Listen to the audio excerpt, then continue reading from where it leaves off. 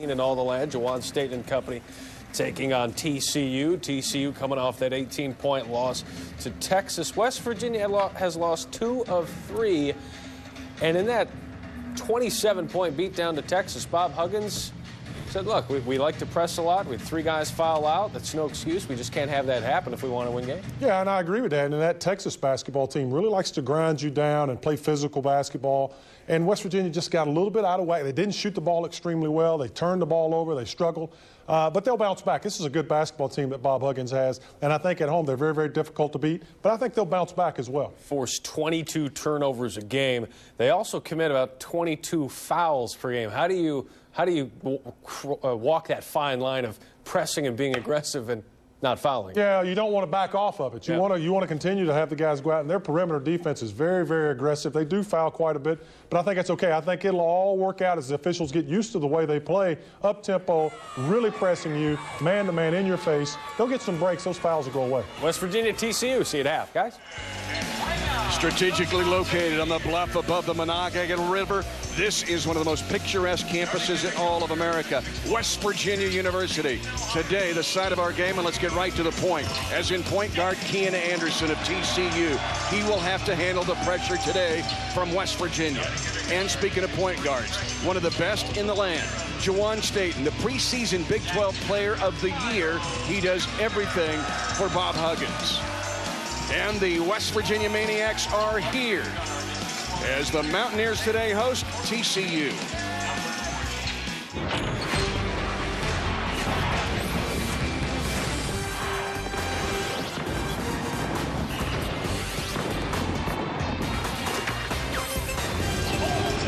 And welcome to our Saturday Showcase presented by 5 Hour Energy. Today, we're at the tradition-rich WVU Coliseum on the campus of West Virginia University, home of the Mountaineer Maniacs and the 18th-ranked Mountaineers, as today they host the Horned Frogs of TCU.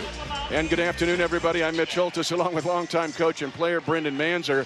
I want to ask you, it seems like there are few teams in the country, Brendan, that can pressure like West Virginia. Few. They may do it the best. I mean, from the moment the ball is tipped until the final buzzer, they're going to pick you up full court. And, Mitch, it's been good to them. This team leads the country in steals at 13 a game, and they produce 22 turnovers per outing as well.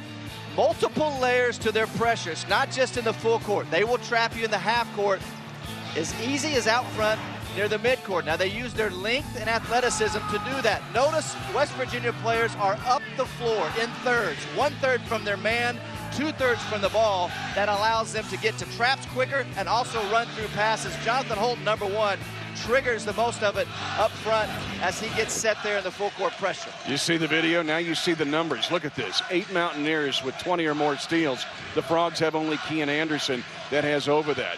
And then you mentioned they lead the nation in steals and lead the nation in those 24 points off turnovers. Now, this TCU lineup for Trent Johnson that has to handle the pressure. They were good in Fort Worth against West Virginia for a while. They led them by double digits. Trey Ziegler's really helped this team. The transfer from Pitt, keep in mind, the old backyard brawl between Pitt and West Virginia. Washburn comes from a great family. Kenrich Williams, good. Kavar Shepard, part of 6 sophomores that really are the foundation of TCU's team. And then Huggs has got one of the most underrated guards in America, Gary Brown. Same with Daxter Miles, and then Williams and Holton up front. What is lost in where Huggs has improved too, not only are they taking the ball away, how good are they on the offensive glass? One of the best in the country. And that is what is reminiscent of his teams in the past. Is the ability to attack the glass, and what a great job he does in teaching and conditioning his players to do so. They get 30 more possessions if you take their steals and offensive rebounds than their opponent. They go inside, and Devin Williams wastes no time to get West Virginia on the scoreboard. Not an accident. They go right to Williams. Bob Huggins would like him to be more assertive and more demanding of the ball in the half court. Now, TCU will attack in the press, but this is off the leg of Kenrich Williams. And good hands by Jonathan Holt. In talking with Trent Johnson last night, he said if we break the press, in Fort Worth they slowed down. But today they seem to want to attack it and score against it. Well, that is the balance when you play West Virginia in their pressure, because if you do get past that initial pressure, there are opportunities on the back end, but you have to have maturity in your decision making. High-low against the zone as TCU, Brennan, open zone. Didn't show much of it in the first game against West Virginia, Mitch. Just a couple of possessions. But we'll probably see it quite a bit here this afternoon. Ian Anderson trying to create immediately, and the West Virginia Mountaineers back on the attack quickly. Dexter Miles. TCU has to get West Virginia slowed down into a half-court game so that Trent Johnson can use what's been a really good first shot defensive basketball club in position to get stops. How many humans have been coach of the year at 3 different stops? He has been at Nevada. They had great teams with the Wolfpack. And then at Stanford and at LSU. 16 years as a head coach.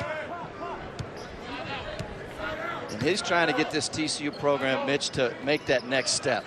Better players, more competitive, but now they've got to continue to put themselves in position late in games to win, but find a way to close it. And that may be the hardest step in the rebuilding process. They've been close. They thought they had a shot to beat K-State. They had a shot to beat Baylor. It was an overtime game. But that's why he was perplexed, because after winning at TCU, the first ever Big 12 road win, winning at Texas Tech, then they came out a little lackluster against UT. Yeah, and I think that was the first game this season where he was not overall pleased with their effort. And a foul. Gary Brown gets an early foul, trying to pressure the ball near midcourt. Well, Bob Huggins doesn't have to worry about foul trouble. He goes 11 deep, and every one of those 11 guys really is terrific in this defense. Somebody's got to score for TCU. That was a little crazy from Kenrich Williams.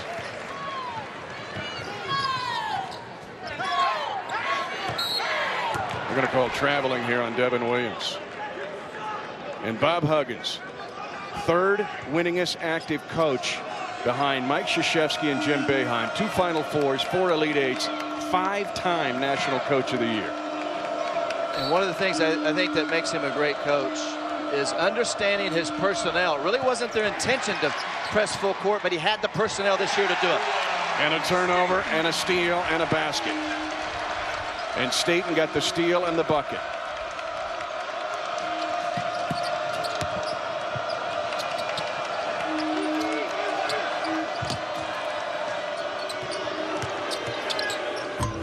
TCU wants to go after him once they break the press, and now a reach in on Chris Washburn. Well, here's what they do. 22 forced turnovers, 13 steals a game. And that's just panicking on the offensive end. That's an easy one for Juwan Staten. And there you go. First in the country in these 3 categories. They're getting 13 steals a game.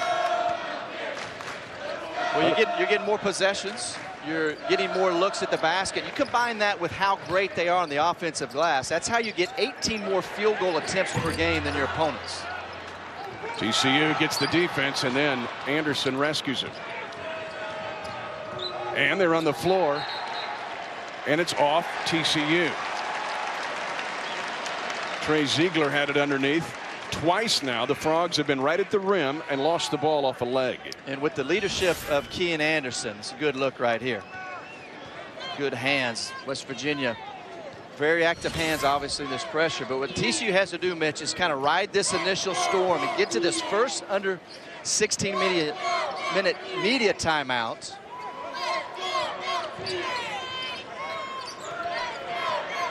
Miles puts one up crazy. Anderson needs reinforcements.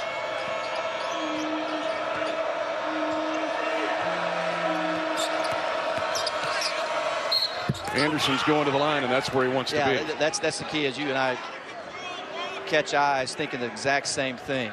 When Kean Anderson is playing at a high level on the offensive end, he's getting himself to the foul line. It's good to see him being assertive and attack off the bounce.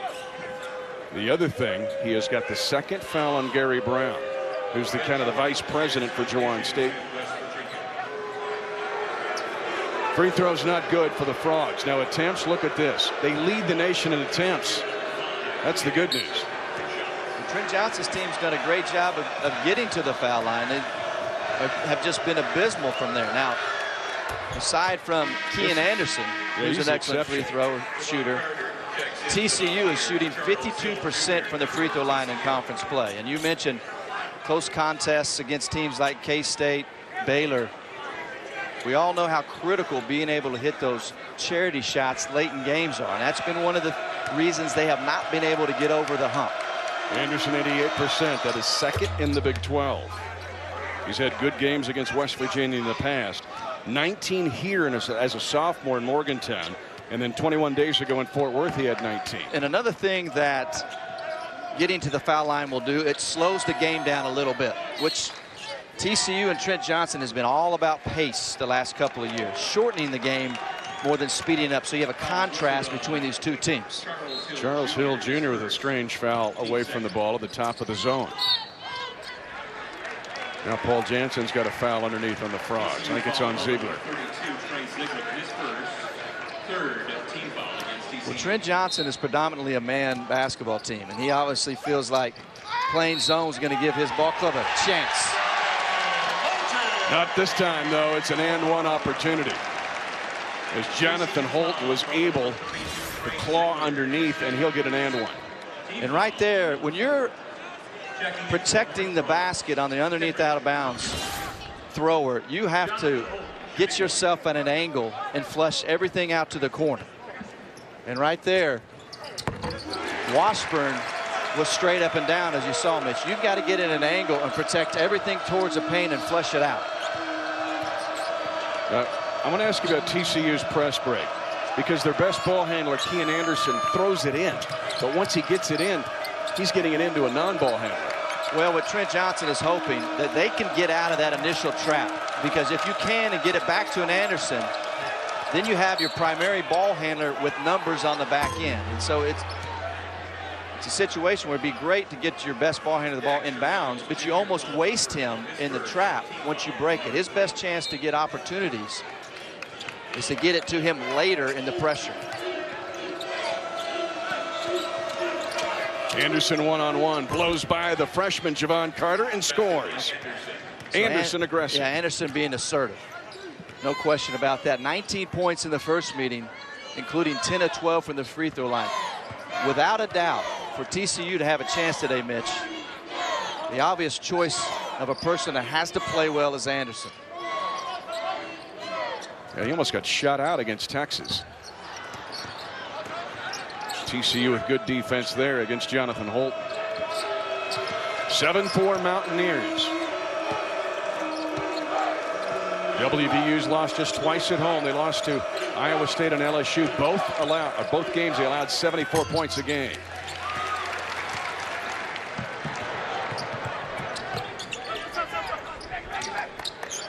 Williams.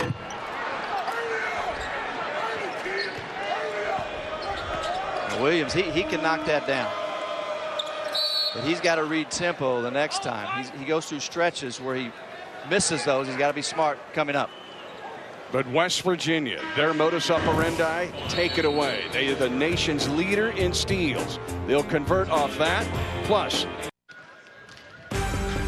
ESPN's exclusive presentation of college basketball is presented by 5-Hour Energy Shots and in part by Phillips 66. Proud to be here. Home of Jerry West, Rod Hundley, Kevin Jones, Rod Thorne, Kevin Pittsnoggle.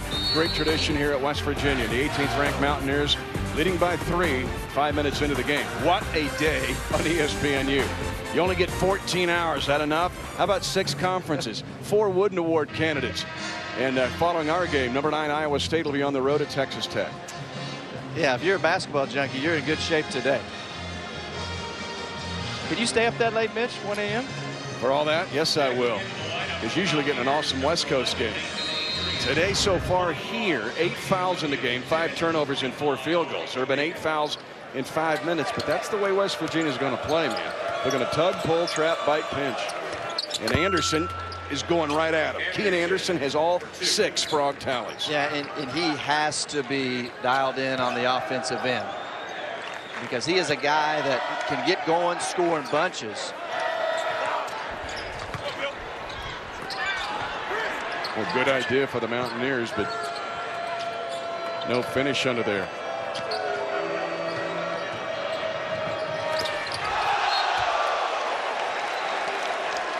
A reminder, speaking of hoops, Wednesday night hoops on ESPNU. We'll give it to you not just today, all week long. One of the biggest upsets, the biggest upset in the league's history. 2 years ago, remember when TCU 264 as a power ranking beat #1 Kansas?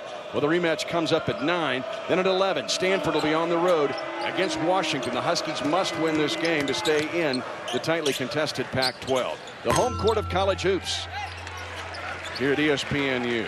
And somebody else other than Kean Anderson is going to need to score for the Frogs. Staten can score all day. Williams. And there's the offensive rebounding of the Mountaineers. And when Staten went by Anderson, looked like he hit him in the jaw on the way by inadvertently. But Anderson, he's got to get back there and play. He can't quit playing. And Kavar Shepard showing some frustration. That is 4 turnovers on the Frogs. Doesn't Kavar Shepard have to get involved in this game a little bit on the offensive end? Well, as you mentioned, it cannot just be Anderson. Shepard, see right here, here's the drive from Juwan Staten. Oh, you're right. And that's what Trent Johnson was trying to get the officials' attention right there. Huggs using his bench. He's got all non-starters in there other than Staten. Trent Johnson playing zone. They had trouble keeping West Virginia in front of them in the first game in their man. Billy D. Williams, second offensive opportunity on an offensive rebound, and TCU can't grab it. So there lies another challenge. You go zone, which I think is the correct move here in the early part of this basketball game for TCU. But much more difficult to pertain to your blocking assignments than it would be in blocking out assignments than it would be in a man-to-man. An illegal screen here on the underneath inbounds. Billy D. Williams is called for the offensive foul. But I see teams like Baylor who play zone all the time, and they rebound out of their zone. Then I hear coaches say, well, you can't rebound out of a zone defense. But if you're going to do it, what are the keys? Well, Got to communicate, right? Yeah, number one, there's length. And I think it's just something that you have to do on a regular basis. I don't think you can just show it periodically and expect to be great at it. And Trent Johnson, as we said earlier, their teams predominantly play man-to-man. Nathan Adrian was a little bump and run on Emmerich Fields. And the Frogs are nearing the 1-and-1. They're just 1 away. That's 16 fouls on the Mountaineers. Hudson Price in now for TCU and finds Emmerich Fields alone under the basket. And it's all key when you get the trap. Hudson Price did not panic. He handled it with strength. Fields did a good job of providing a window. Billy D. Williams missing a shot up top, and now TCU is in the 1-and-1 in the first half at the 12:49 first half mark. Well, here's Price. He'd already used his dribble, but he didn't make an ill-advised pass. He hung with it. Fields did a good job making himself available right there. And so when you play West Virginia, Mitch, all 5 players, and it's difficult particularly for those bigs, but all 5 have to understand that you're going to be in trap situations. Everywhere, right? Yeah. You don't know where that trap's going to With be. West Virginia, it's anywhere. It's every spot on the floor. But if you will show strength and get out of it, then logic tells you there's numbers on the back end. But you can't panic, and you got to handle it with strength and a little bit of poise, and Price did that on that last possession. Okay, here's the good news, bad news for TCU. They're at the line in the 1-and-1 with 12:49 to go in the first half. The bad news is, and we mentioned it, they're last in the Big 12 in shooting free throws. Kenrich Williams at 57% earns the coupon by hitting that one. You know, it's interesting about TCU, undefeated in non-conference play.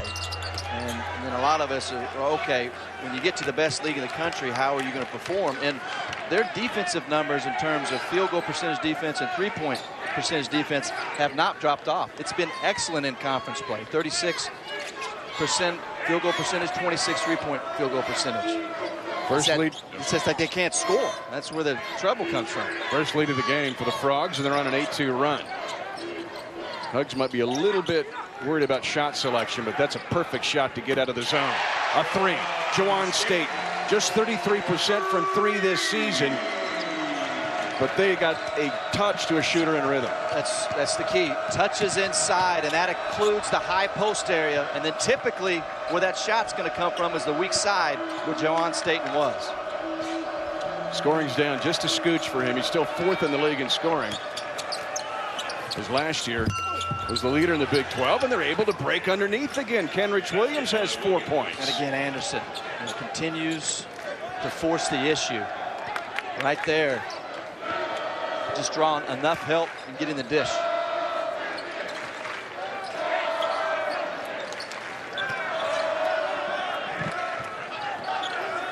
Staten trying to get something against the zone. Good hands by Anderson. You never know. Wolf is hanging around. Great play by Holton. Extra pass. Elijah Macon. Well, you're never in the clear, Mitch, at any point on the offensive end facing this West Virginia team this year. And they just keep coming at you. And active hands all over the floor. See it right there. Javon Carter, 2nd in the Big 12 in steals, and Emmerich Fields turns the cannon on the Mountaineers. And they're going to give Trent Johnson his use it or lose it timeout. He was wanting a foul on the Mountaineers.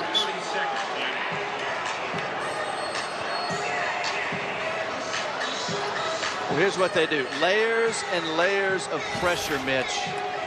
And Anderson's got to understand, once you've passed up Mountaineers, they're sprinting full court behind you to get back. Your head's got to be on a swivel, and your teammates have got to talk. They do not.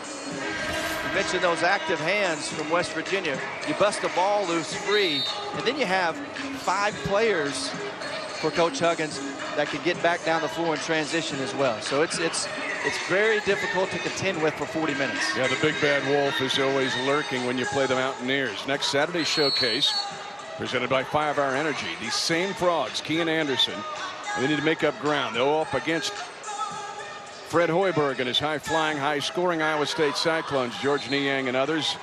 TCU takes on number 9 Iowa State. That's next Saturday at 2 on ESPNU, the home court of college hoops. You're in the Big 12, you get this as a schedule. You get numbers on the left side of every one of your opponents. Well, including today for TCU. They will play 6 consecutive games against ranked teams. Kansas, Iowa State. Just played Texas, West Virginia today. Anderson trying to handle Javon Carter, really good freshman. Emmerich Fields trying to be aggressive. And Emmerich Fields can score. He had 22 against West Virginia last year in Fort Worth. Here are the Frogs nearing the first half of the first half, and they're tied at 14. We mentioned it earlier. They just had to survive the initial storm, and they did. And I tell you something else they've been able to do. Trent Johnson, through 10 minutes of play, has only used 1 timeout. And I think that that's a small victory in itself. Emmerich Fields just double dribbled. Well, it was Anderson early, Mitch, holding TCU tight. The last couple possessions. Emmerich Fields on the block, a one-on-one isolation opportunity. Sweet kiss off the glass. We're all tied up.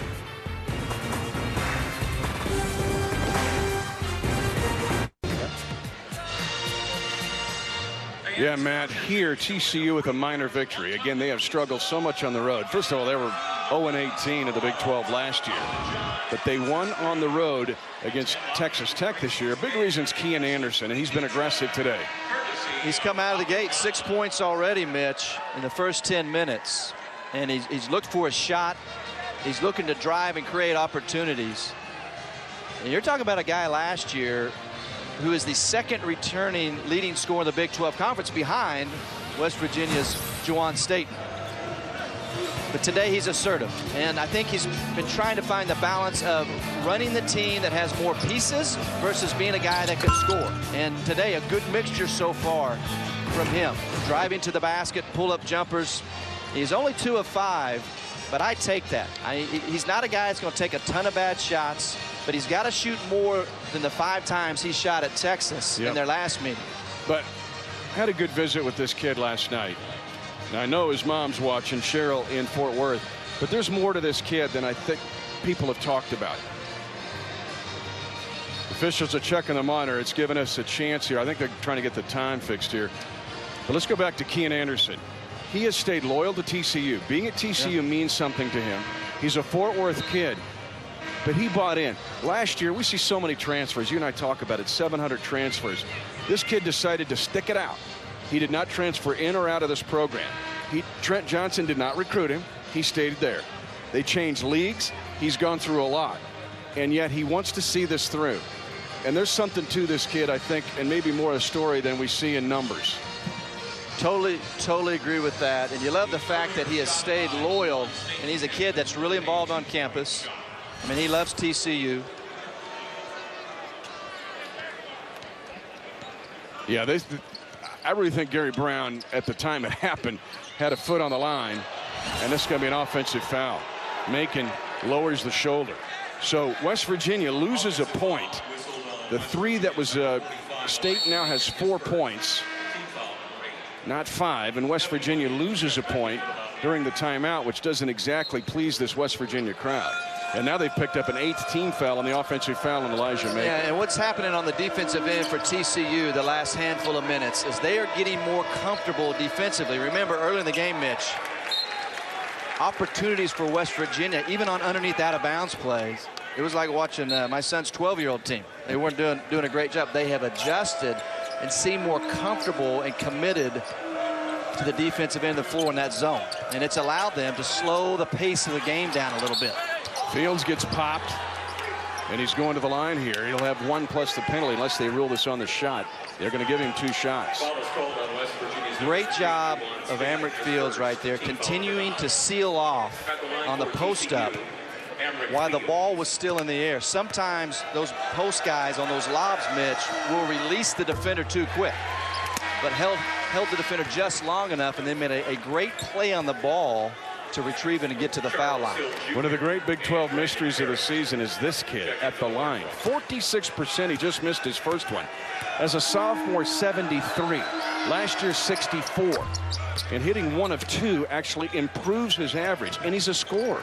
He's really more of a more fluid offensive player. Yeah, you know, those things they just have to be mental. Off the bench, the 3-point specialist coming in. Chase Connor comes in off the bench, and West Virginia regains the lead at 16-15. And that's why he's played a little bit more as of late, because this West Virginia team has struggled to make shots. And if he can do that, he's going to get more playing time, and they will be much more better on the offensive end. Boy, Staten's always looking, always pushing. 4th in the league assist to turnover ratio. He gets another assist. Jonathan Holton able to finish. And that was all set up by Connor's 3, and he just makes a play defensively right there, because he hits the 3, it stretches out the low man defensively on that zone just in case he needs to get out and contest. And then that allowed Holton to slip inside there on the nifty pass from Staten. And then they turn it over an 8th time. Danger zone here for TCU. They are right here in this game, but now bad pass by West Virginia, and Anderson's going to go right after State, and this ought to be fun. Point against point, and the 2 points for Kian Anderson. Good answer bucket right there. And it now allows TCU, and notice the pace of the game. Changes. Number 1, when they make shots. Number 2, when they take care of the ball, they can sit back in this zone.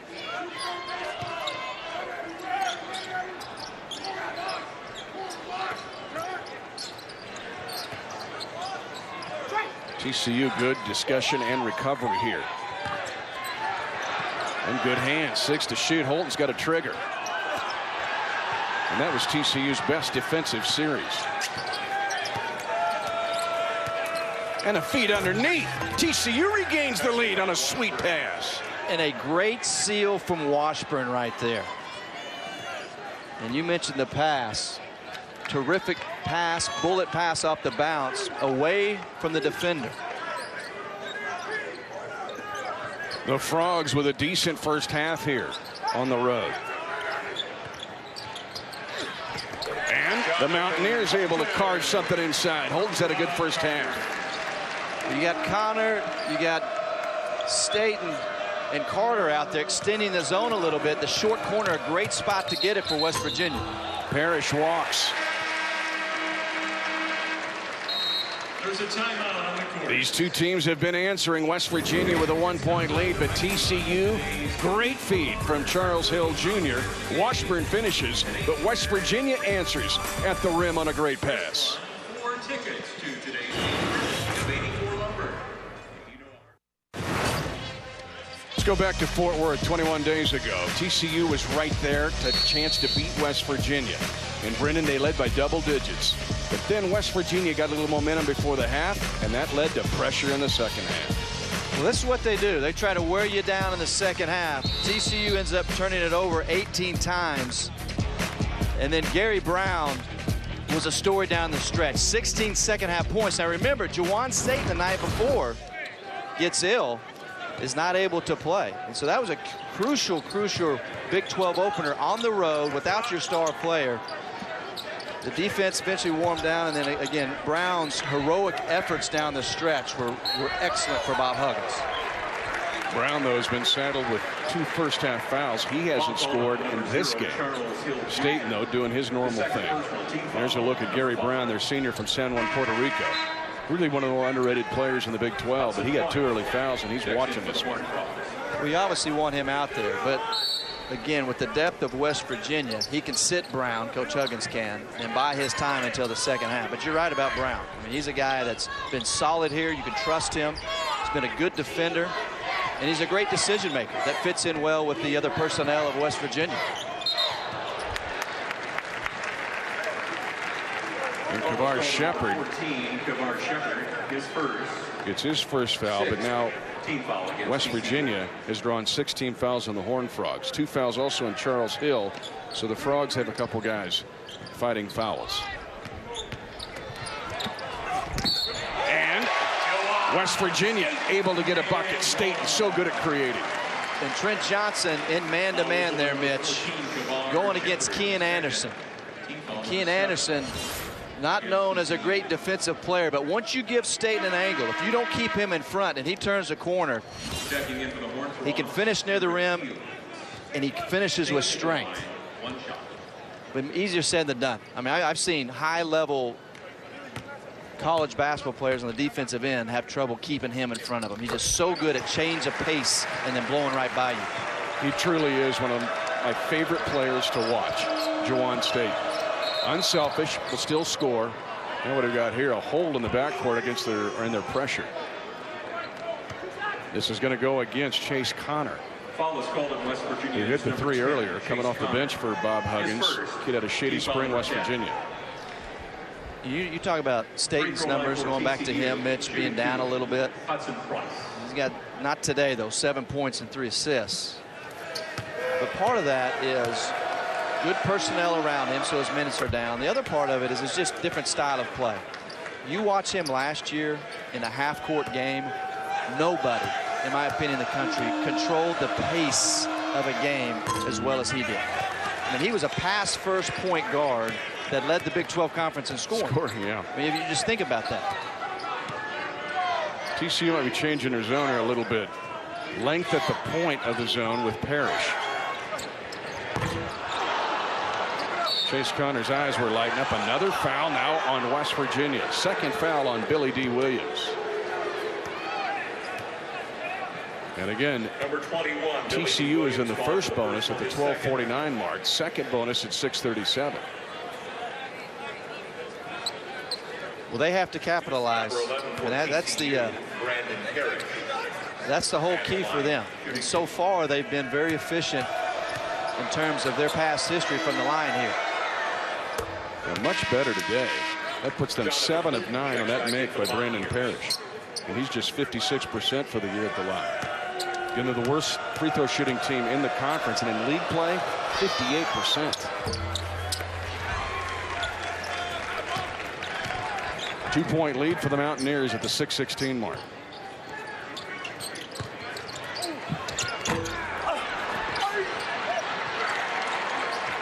The nation's leading offensive rebounding team leads to this. Javon Carter. Boy, Holton did a great job on that weak side, Mitch, staying with the ball. And then West Virginia did a great job of swinging it as TCU's defense is trying to catch up and recover. And another danger zone here for TCU. They've been fighting here. This ties the biggest lead for the Mountaineers. Fields walks.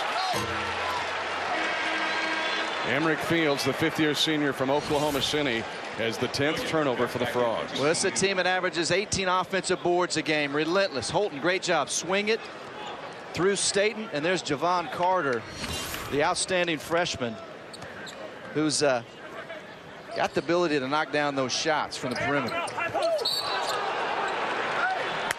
Looked like a good idea to go baseline underneath, but Carter was out of bounds when he caught it. Yeah, as a passer, you have to be the eyes for your teammate and understand their positioning out on the floor. Here comes Kenrich Williams to bring it up big on big, but he's going to get jumped at here pretty soon. Nope, they don't. 18 combined fouls in this first half. Fields tries, Washburn. And a second chance opportunity, not there, but they come back and get the tip in. I believe they'll give it to Emrick Fields. Well, how good has Emrick Fields been here today? 7 points, a couple rebounds, just great effort right there. And those are the plays that TCU has to make. They've got to have some of those. They've got to get to the line and hopefully knock down some shots so they can hang around. Jonathan Holton, though, has answered. He's had a really good half for Bob Huggins. 7 first-half points for him. Well, here's Emrick Fields. This is a guy that's really battled injuries throughout his career. Never been able to reach his potential as a player because of that. But so far here this afternoon, certainly made his presence felt. And you needed a Kean Anderson to play well, obviously, to handle pressure and help you with the decision-making. But when you're battling one of the best offensive rebounding teams in the country, a guy like Emrick Fields has got to come to play as well. Necessary. But he's been answered by Jonathan Holt. Kid who started his career at the University of Rhode Island for the Rams, then went to Palm Beach State Community College. Holt, 9 points. He leads all scorers.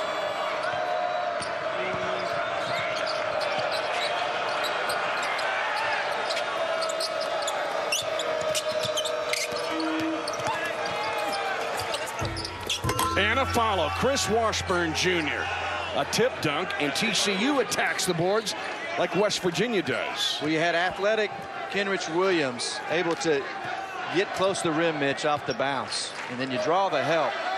We talked about Fields, and then there's Washburn on the offensive glass now. Now, West Virginia's done a better job in the last couple possessions, Mitch, of getting the ball inside and working inside out against his zone. Carter out of rhythm that time, but the most adventurous part of this game is a missed shot. There's a timeout on the court. 7.5. 2. 7.5. ESPN's exclusive presentation of college basketball is brought to you by Phillips 66, proud to be here, and Motel 6. Book online at motel6.com. We'll leave the light on for you. Yeah, and here, Matt, interesting story. TCU's competing on the road here against West Virginia. They have out-rebounded the Mountaineers. That's big news. They have scored more points off turnovers than West Virginia. Keep in mind, West Virginia is #1 in the nation in offensive rebounds and in steals. And that's their MO, is to create a situation where they have more opportunities at the basket than you. But TCU's turned the cannon on them. Absolutely, by causing turnovers and then the glass work. And that's where TCU has been most impressive. Now, they've turned it over a bunch, but they've dodged a bullet because West Virginia hasn't got a bunch of points off turnovers as they're typically accustomed to. And now Jonathan Holton is pressuring Washburn on the press and fouling him. Well, Washburn was close to a turnover. Washburn. The double bonus here for the Frogs. Missed their last 2 free throws now. West Virginia 7 of 10 for the game. 20 fouls in the first half. Well, what was there, 61-ish the first meeting?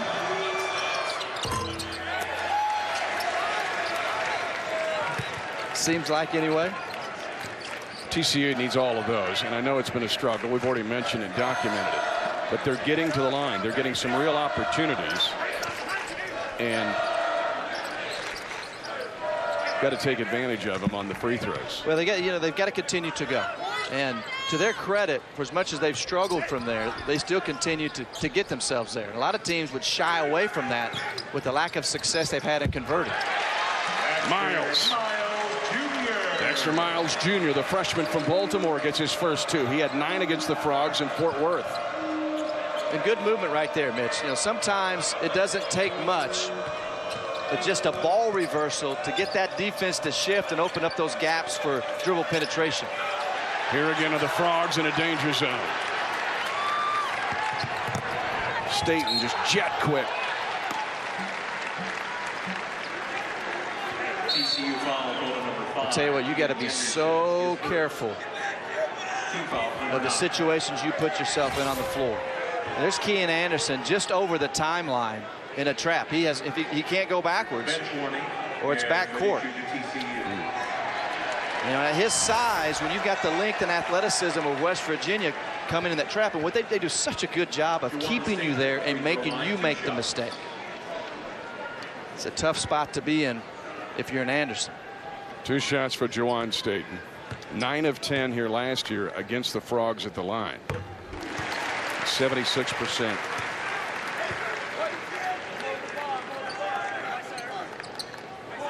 Just no cavities in his game, Brennan. He's fun to watch and does everything you want a point guard to do. Well, one of the things selfishly from my standpoint that Bob Huggins going to this full court pressure, it's taking the ball out of his hands a little bit more.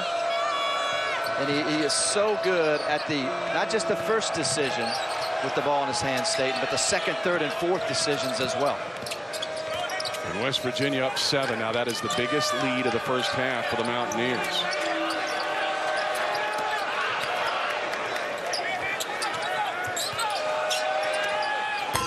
Plenty of time to shoot. A little nervous, Kenrich Williams, on that attempt.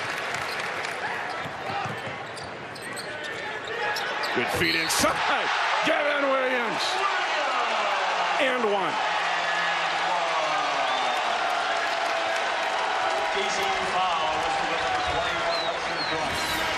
Well, they get the ball flat, and I mean flat along the baseline. It draws Washburn, see here, to cover Staten, and that allows the opportunity. See Williams right there, mid-post area, and I love he showed his hands as to non-verbally say to Staten, give me that ball, and a good, strong finish right there. When you get the ball flat in transition, advance it up the sideline, you got to continue to look for those bigs as they flow down the floor.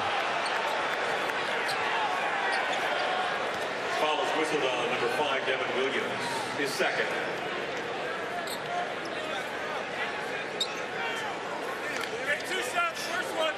First one.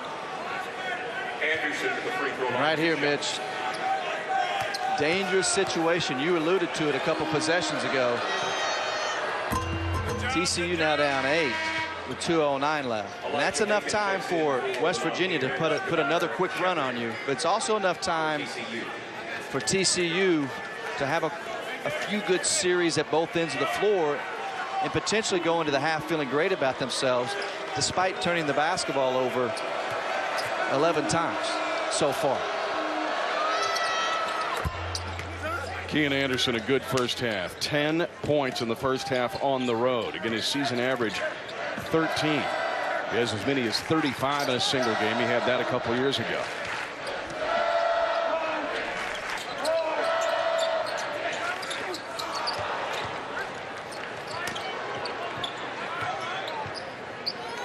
They had the high-low right there. See Holton getting big, but when he catches, he's got to face and turn and see what the defense gives him. Good hands by the Frogs. The arrow points the way of TCU. Jump ball. Alternate possession arrow favors TCU.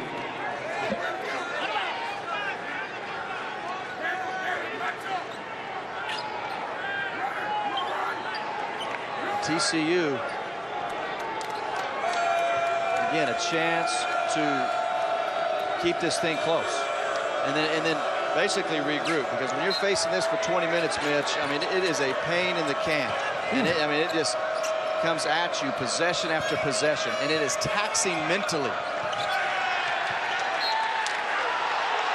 And more mental taxation on Chris Washburn. I mean, you played the game at this level. You were a guard. So to face this 94 feet all the time for 40 minutes has got to take something out of you. Ooh, that looks like it might have been off Washburn. Well, it looked like it hit Holton's front left toe at the second glance. Williams, Kavar Shepard finally in the scorebook. The highly touted recruit for TCU finally has 2 points. And that was the cleanest job this half of TCU breaking pressure and then getting a 2-on-1 situation and converting.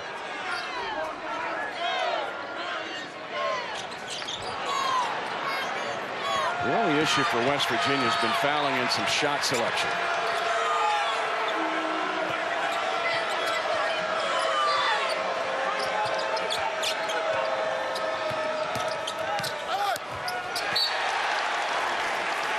Still plenty of time. The 11 underneath inbounds at 53.1 and a half. But I love the way Kean Anderson has come out. You see right there. Angle was there. He took it straight to the rack.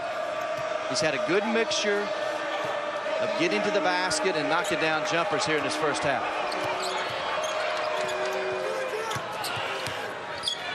Nine to shoot. 11 underneath and 7 on the shot clock. And an underneath opportunity for TCU. With athleticism. I mean, that's very athletic to contain the dribble. And Holton was actually off balance and then still recovers and blocks the shot with the left hand. He's a long 6'7". He's 6th in the league in steals. Now TCU's got a pull. Anderson near half court. Kean Anderson. And that was close to the midcourt line, which is 45 feet. It's a 90-foot floor. Timeout, West Virginia. He's got the use it or lose it. How far was Kean Anderson away? And that was pure right there. That was money. And look how deep he is right here. 94 feet at midcourt. You figure it out. That's 40-footer right there, Mitch. Did a great job. See, he doesn't sacrifice his form heaving it up. Gets good feet, gets the ball up. And that's huge, Mitch, because they were down 9 with him at the free throw line, teetering on, negative things going into halftime. But they have made play after play, cut this thing to 2. Sometimes you need a little bit of fortune as well. A 40-foot shot. Hey, the journey to the tourney presented by Sonic continues. Jaleel Okafor and the number 5 Duke Blue Devils are back after having those 2 straight losses. They go to South Bend. How about Notre Dame now? As the number 8 Irish, that is a gigantic ACC matchup. Wednesday night hoops, Duke and Notre Dame, 7:30 on ESPN2. Now here's a graphic that I think might be one of the most interesting of the day. We know about Coach K sitting right there on 999. Look where Huggs is at. He is right behind Krzyzewski and Boeheim of the active Division I men's coaches in terms of wins. He's had an unbelievable career. I mean, he has won at a high level everywhere he has gone. Starting with the Akron Zips. Yeah, that's when I first met him, with the Akron Zips. Had a dude named Cricket McLaughlin. He was really good. And then, of course, those Cincinnati teams were legendary. He got to 2 Final Fours, that 92 team. Now a foul on Brandon Parrish at TCU at 6.9 on the clock.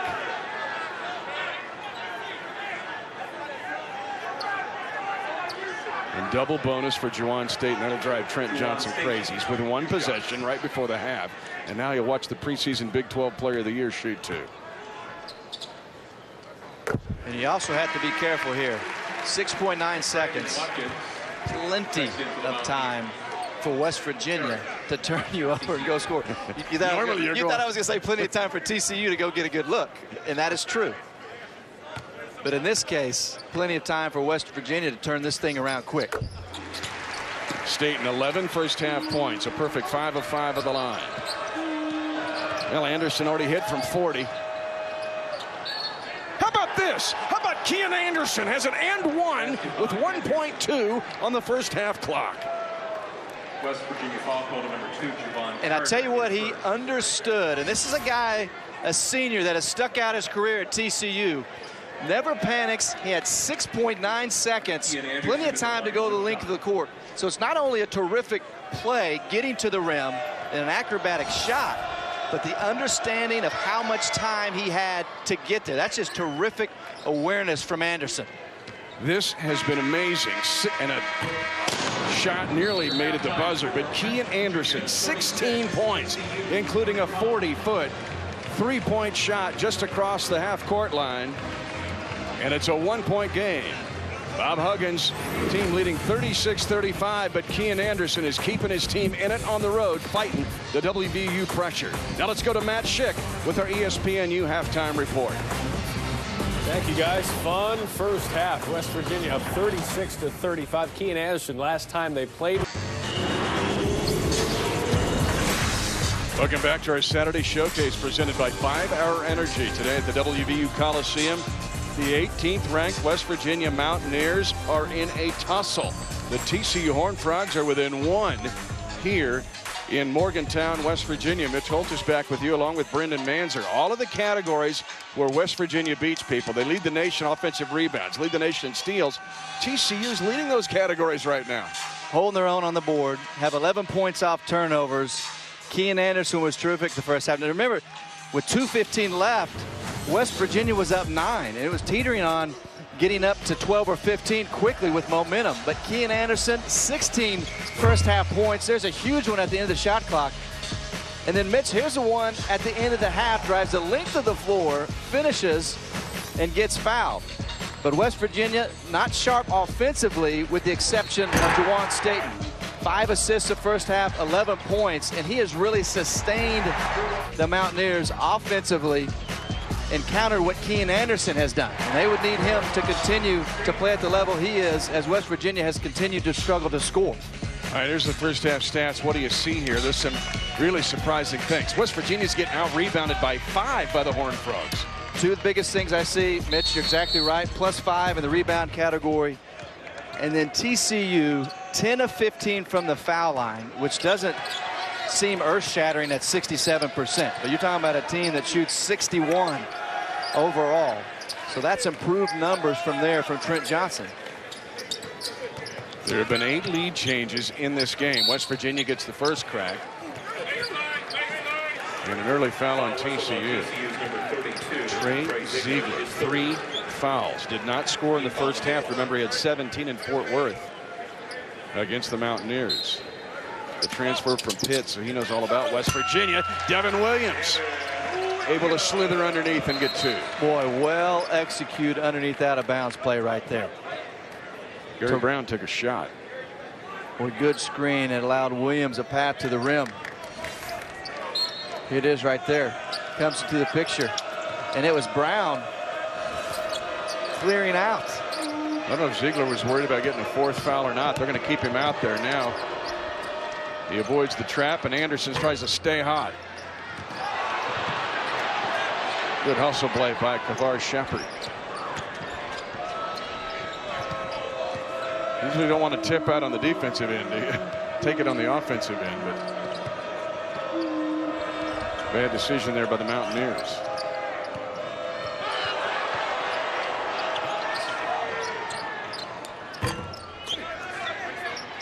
Again, TCU works the boards. Held ball. TCU gets it. Shepard had an opportunity when he caught at the high post, Mitch, to face up, and Kenrich Williams was wide open in that short corner on the right side. And it's interesting, we talked about this game, Mitch, in the first half. It was going to be a struggle for pace. And it's not just that most teams want to slow West Virginia down, but TCU truly plays at a grinder-type pace. Well, Trey Ziegler grinds in his first 2. He averages 9 per game. And had 19 in a narrow loss at K-State earlier this year. Good deep catch, Holton. No defense for him that low. When West Virginia had their greatest success in the first half, if you watch their offensive possessions, it was trying to get opportunities first and foremost with touches in the paint. Their first 2 baskets have come from the paint this second half.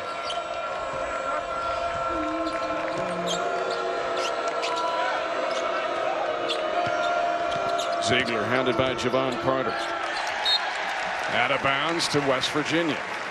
And what you have to understand, if you're on the offensive end against West Virginia and you set a ball screen and they trap, and what they try to do is they contain you in the trap with 2 players again to make you make a mistake. The offensive teammates on the weak side, Mitch, cannot hide. Somebody's got to circle back around and come help. And you have to really view it as an opportunity with numbers on the back end. Easier said than done against the best full court pressure in the country. 12 Frog turnovers. Again, West Virginia #1 in the nation in turnover margin. Good skip pass, and Gary Brown had a great look. Second foul on TCU this half. And if it's on Kavar Shepard, that is his 3rd. Number 14, Kavar. It is, and it is. So Shepard and Trey Ziegler both with 3. And if you're in a battle of attrition, as we're becoming here, Mitch, and obviously advantage Mountaineers, as it would be most nights for them.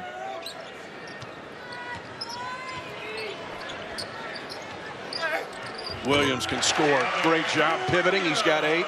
It's a kid that has 5 double-doubles this year. He had a monster double-double against Iowa State. 14 points, 15 boards. And you know what he's doing now, different from the previous year and a half since conference has started, is he's finishing shots inside. Good patience right there on that last finish. Foul is called to number 2, Javon Carter, his second. Jeb Hartness has called a foul on Javon Carter. Second foul on Carter. First team foul on the Mountaineers second half.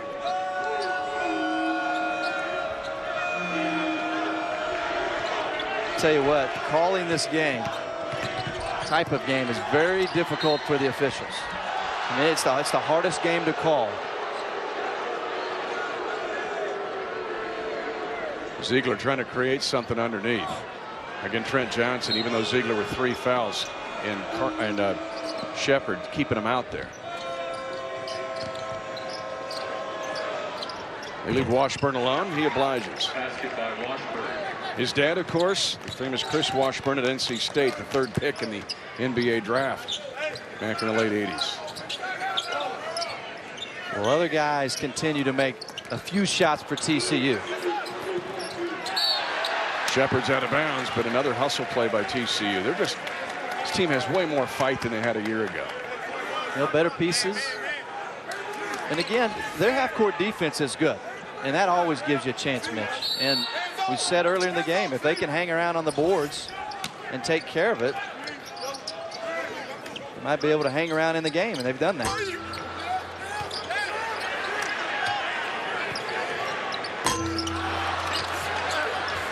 Opportunities created by offensive rebounds, and Devin Williams in double figures. Boy, he and Jonathan Holton, Mitch, just salivating on the weak side on Carter's 3-point shot. Anderson, and this is going to be on Javon Carter. He's got 3. Brown was happy it wasn't on him because he has 2. Well, 18 offensive rebounds a game. You see Williams and Holton right there. And if you're Chris Washburn and the other TCU players, you have to be disciplined. Now, I know it's old-fashioned, Mitch, but you got to turn around and block somebody off. Dangerous pass near a steal by Gary Brown. And Bob Huggins teaches his players to do that, obviously. Conditions them to the offensive glass, but also they condition themselves to the weak side where the majority of misses go. The Cincinnati teams were legendary at it. But here's TCU still into the second half with a chance, down 5, and they've been able to answer West Virginia this half. Ziegler.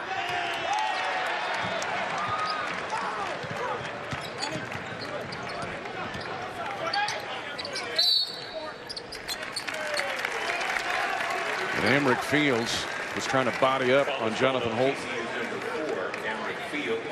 And Holton a good job of just bodying up himself, trying to get the position. But if Holton's going to be, to me, 8-9 feet from the basket, Emmerich Fields has got to concede behind. And then if he catches the ball, it basically becomes one-on-one containment. Now, if he's deeper in the lane, you've got to get off and get around.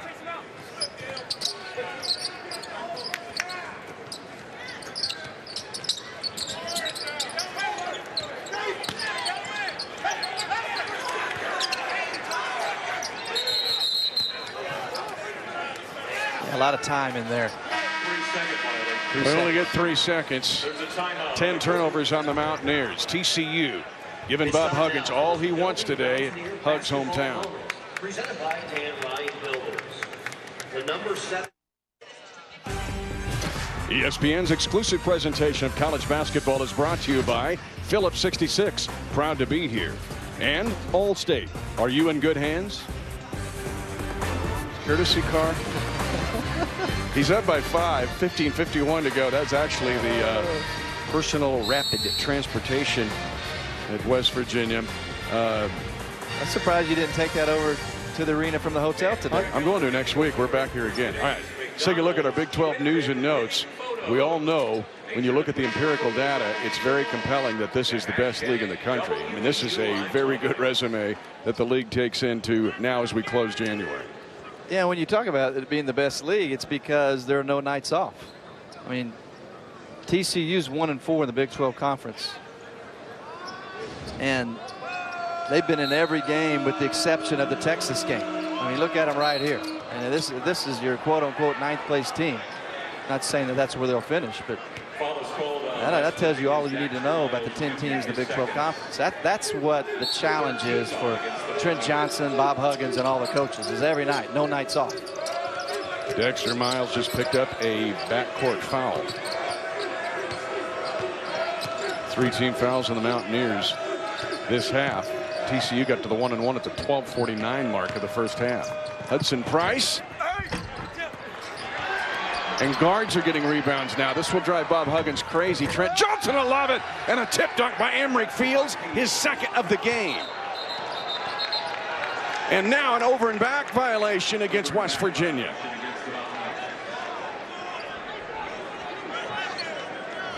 Well, this team plays tougher. There's no question. Better pieces for TCU to compete in this league this year.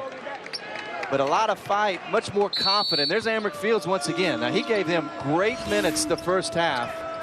At a period when TCU was struggling to score a bit, he had 7 in that first half. Miles has hands on the dribbler. Jeb Hartness has rung up Dexter Miles now for his 3rd foul. He and Carter both have 3. And does this take some of the sass out of the aggressiveness of West Virginia's pressure? I think without question. I mean, they're still capable and equipped to cause you lots of problems. But he, and especially Carter, terrific at deflecting balls. Hudson Price can't have those turnovers. You're going to think upset here in Morgantown. Wednesday night, Kansas plays TCU in Fort Worth. Remember 2 years ago, one of the greatest upsets in college basketball history. Then at 11, Stanford. That senior trio, Johnny Dawkins, the Cardinal up against the Washington Huskies. They need to win, does UW. That is 11th ranked Kansas, TCU at 9, Stanford, Washington Wednesday. ESPNU, the home court of college hoops.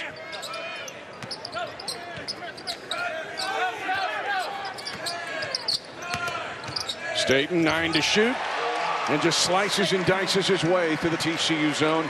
Staten has 13. Yeah, that's one of the reasons, among some others, that TCU is playing zone, is to be able to keep a guy like Staten in front. And Hill goes all the way to the cup.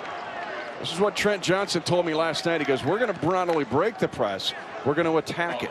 Something they did not do necessarily in Fort Worth in the second half. again, you break the initial pressure, there are opportunities on the back end. Charles Hill Jr. at the line for TCU. So here's that last possession. Here's State. I mean, Hill Jr.'s got to keep him in front. In a zone, you should be able to do that. And you just cannot allow that to happen when you're fighting in a possession game for TCU. But credit him on this end. Once they broke the pressure, Hill, a terrific, aggressive move to the rim. Attacking it like you were just mentioning. But the Heat just making 1 of 2 at the line, which is a problem. They're sitting here down 4.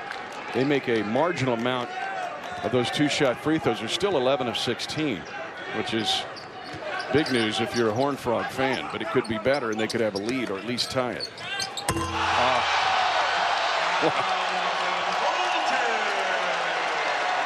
Explosive Jonathan Holton. And here's Hill Jr. answering. Basket by Hill. 4-point game with 14:08 to go. Hill Jr. and Anderson, they've got to pinch the top off and not let State get by. But TCU is answering. Their State slides right down the middle. That's Holton right there. He was hiding along the baseline. That's pretty. But right back once again, Hill Jr. Straight line driver right to the rim. Charles Hill Jr. has not played a minute in the last 5 games. And he's really helping his team right now. He's earned the minutes, but he hadn't played for 3 weeks.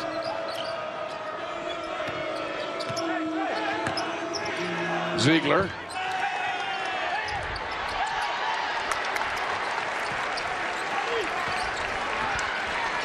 And Staten's like, let me take control of this right now. Well, this is where he's as good as anybody in the country, maybe the best, in a half-court situation. Obviously, the correct decision from Bob Huggins with the personnel was to play fast-paced. But he's very capable of making all kinds of plays, Staten that is, in grinders like we have here this afternoon. Jonathan Holton gets an offensive board and gets a foul on an opponent, as Kenrich Williams was just overpowered by Jonathan Holton. Well, Holton was a terrific offensive rebounder even before transferring to West Virginia from Palm Beach Community College in Florida. Spent his freshman year at Rhode Island. Was second in the A-10 as a freshman in offensive rebound.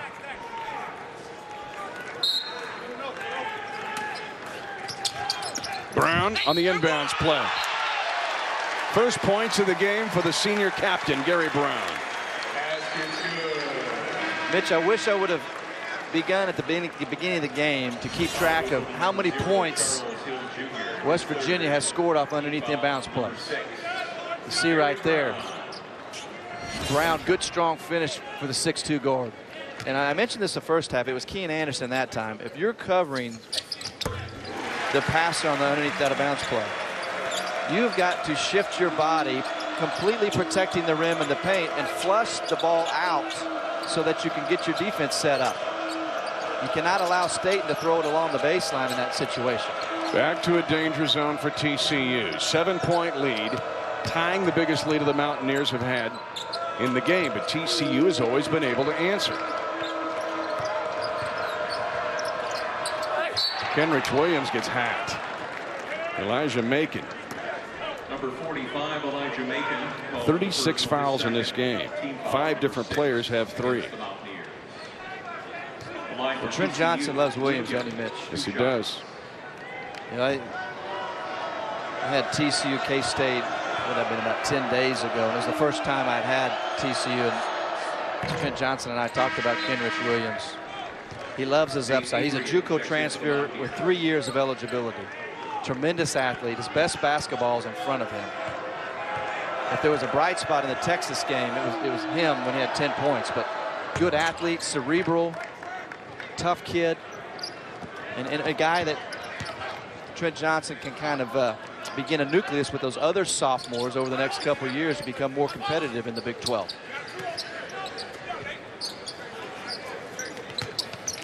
Good deep catch, Macon. Elijah Macon now has 2 points in each half, and back to a 7-point West Virginia lead.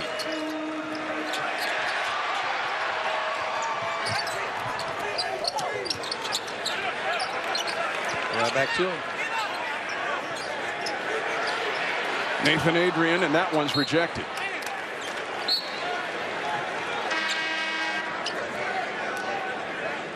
West Virginia's second half has done a good job of getting those touches inside. We've seen Holt working there tough. Williams has got some opportunities. Now you got Macon using that big body to get post position. Does it again. West Virginia will keep it. Kenrich Williams can't handle it. And here comes the underneath inbounds again. Let's see if they're West Virginia will man score here, so this is more of what they're used to, protecting the basket in their man-to-man. But to your point, you'd think a zone would be harder to score against an underneath inbound. Some man-to-man teams go zone for that express purpose. Well, it's just a work inside out. You protect the paint, concede the ball getting inbounds. Chris Washburn's got his second foul. And West Virginia's in the bonus at the 12:02 mark of the second half. So there's going to be a casualty reported about the 4-minute mark. We get a lot of guys at the end of the diving board, foul-wise. Making this kid redshirted last year. Lots of power. He missed the Texas Tech game because of bruised ribs, but another powerful player that fits the Bob Huggins mold.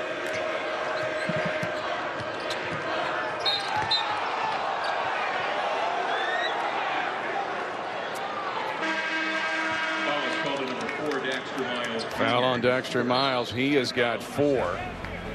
And Texas Tech, or TCU, needs these free throws.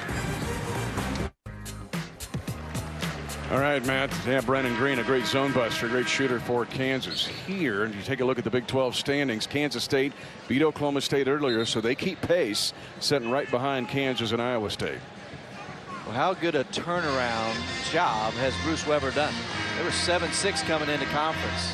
You know, that Kansas-Texas game is huge for Texas. Yep. Because remember, Oklahoma went to Austin and won that basketball game down there.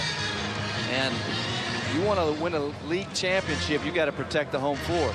And on the other side of it, for Kansas, they've already gone into Waco and beat a really good Baylor team early in conference play. So if Kansas were able to win this afternoon down there, you have 2 wins in Texas that give you a little bit of a cushion in the long run. And Bill Self never loses at home, so you know he's probably going to go 9-0 at home.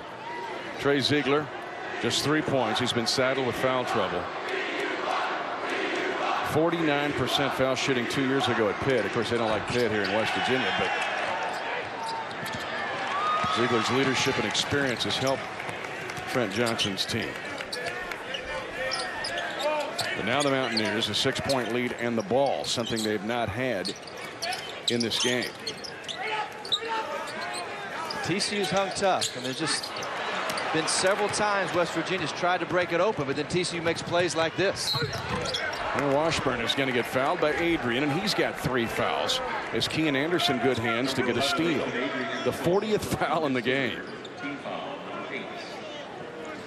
And the 12th turnover from TCU, or excuse me, from West Virginia. You know, their turnover margin, Mitch, has been remarkable. It's just not that they've turned people over 22 times, but with the pace that they play, West Virginia, for the most part, they do a terrific job of taking care of it.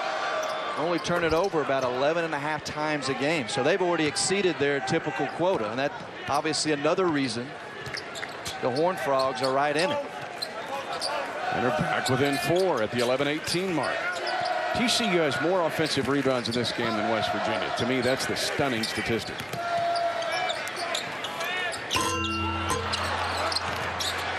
You think you got him blocked off, but you don't. West Virginia gets another crack.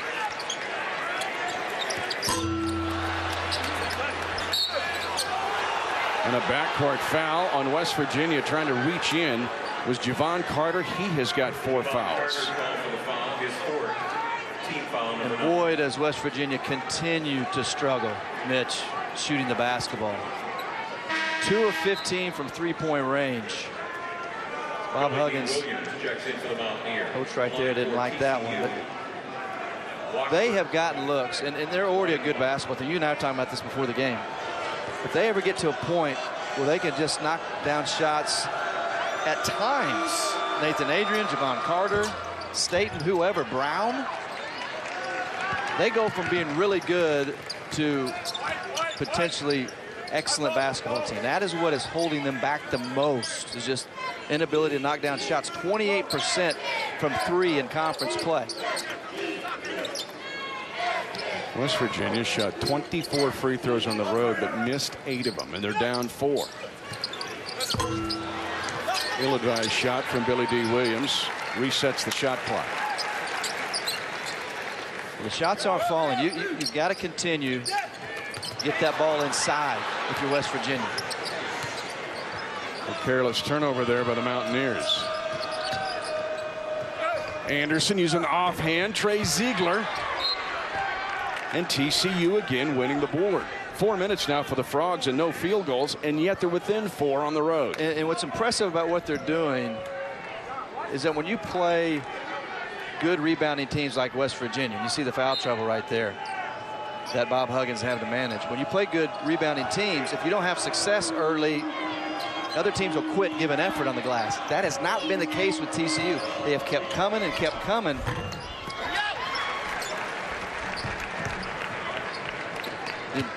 And it just allows you a chance, because other teams get discouraged, as you well know. Big difference from a year ago with these guys, because they wouldn't have made shots that had just got beat by 25. They're still fighting, as you mentioned. But West Virginia can't get a field goal either. They have gone now nearly 3 minutes without. See how stagnant it is right now for West Virginia? With a chance to score at the line. They're going to put Captain Brown up there to do it. There's just not a lot of energy and movement with purpose and putting pressure on TCU defensively. There's a little bit of ball movement around the perimeter, but it has no zest, no zeal. Brown and Staten have got to get the ball at top and get it moving, have some energy, and that trickles down to your other teammates. It's just very passive offensively right now. Shepard, talented sophomore, must set. Just 2 points for the Dallas native.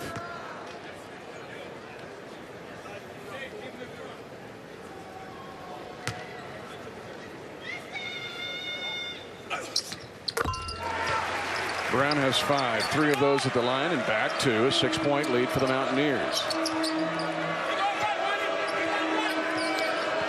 One of the things that Trent Johnson has done, you've noticed, he's used different people to bring the ball up the floor. And Ziegler gets away with one right there. But it's helped rest Anderson, not having to bring it up at all times. We've seen Washburn bring it up a handful of times. Ziegler right there. And here's TCU, a chance to go to the double bonus at 9:28 to go in the game, down by 6. But they've got to take advantage of it. Now Ziegler's just 1 of 2. He just split up here. Ziegler's dad, Ernie, of course, head coach at Central Michigan for a while, was an assistant at several different places. How frustrating is Trent Johnson here? He's done everything he can do. He's in the game. He's got a shot at pulling off a giant upset, and they can't make any shots. Well, the good news is that they're putting themselves in position, and they've done that a ton in conference play. But the challenge is you can only do so much. The players have got to step up and make shots. And it's not just at the free throw line for TCU.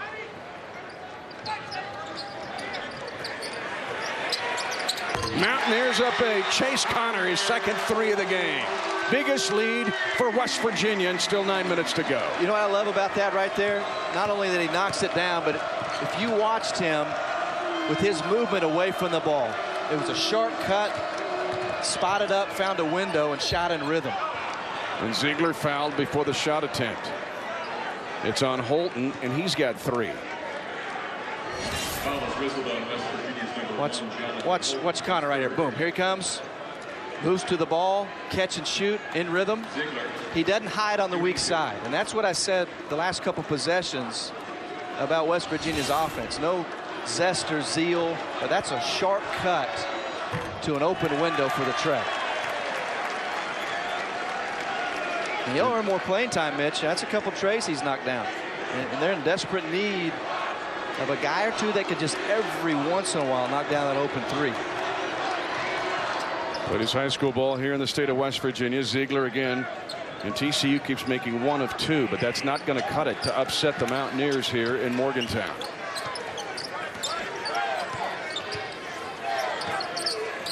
Try it again. Might have been hunting that one a little bit. It looked good, though. I mean, Coach Huggins didn't blink. He was completely okay with that. And he's in search of a guy that's ready to step up and knock some down. Anderson missed dunk by Washburn. Emmerich Fields, offensive foul.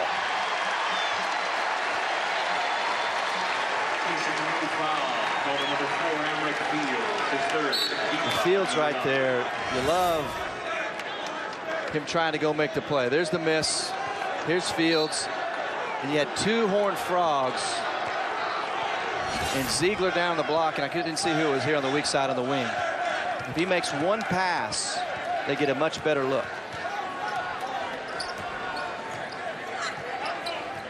Anderson has not scored in the second half. Remember his great first half. He had 16 in the first half, including that 40-foot three. But no points in the second 20 for TCU.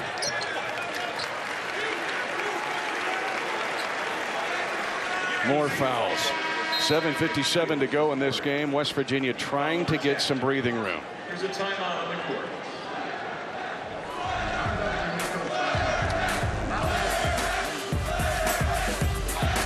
Less than 3 minutes left, guys. Got to be 2 giant road wins for Kansas to win at Waco to beat Baylor and then to win and beat Texas. Here's Kean Anderson now. 16 points at halftime. None in the second half. Mitch Holtis with you along with Brendan Manzer. That's been a big story. They're down 7, but look at the tale of 2 halves. I think 2 things. Number one, West Virginia has done a good job on him. But secondly, he is not as assertive as he was the first half. There was no doubt that first half he came out of the gate putting pressure on West Virginia. And I'm not just talking about knocking down shots. I'm talking about trying to find angles in the half court, whether with ball screens or after ball movement, attacking off the bounce. Just hasn't been as aggressive.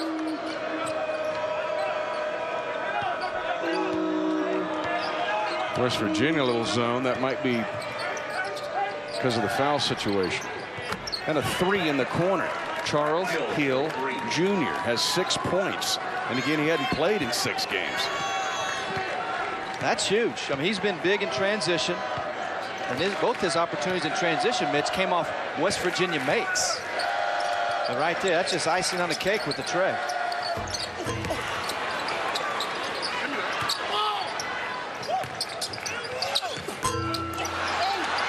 Macon, and TCU gets a stop. And a bucket. Anderson has his first 2 of the second half. 5 unanswered for the Horned Frogs. They're within 2 points at 6:52 to play.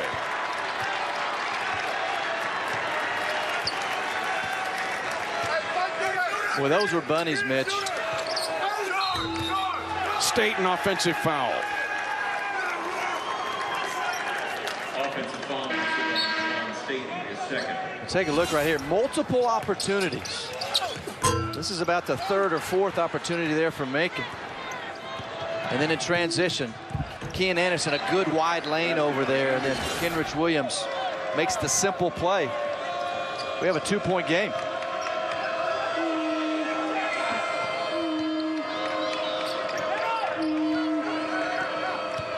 They stay in the zone in the half court, but Hill is able to lurk and find a 3.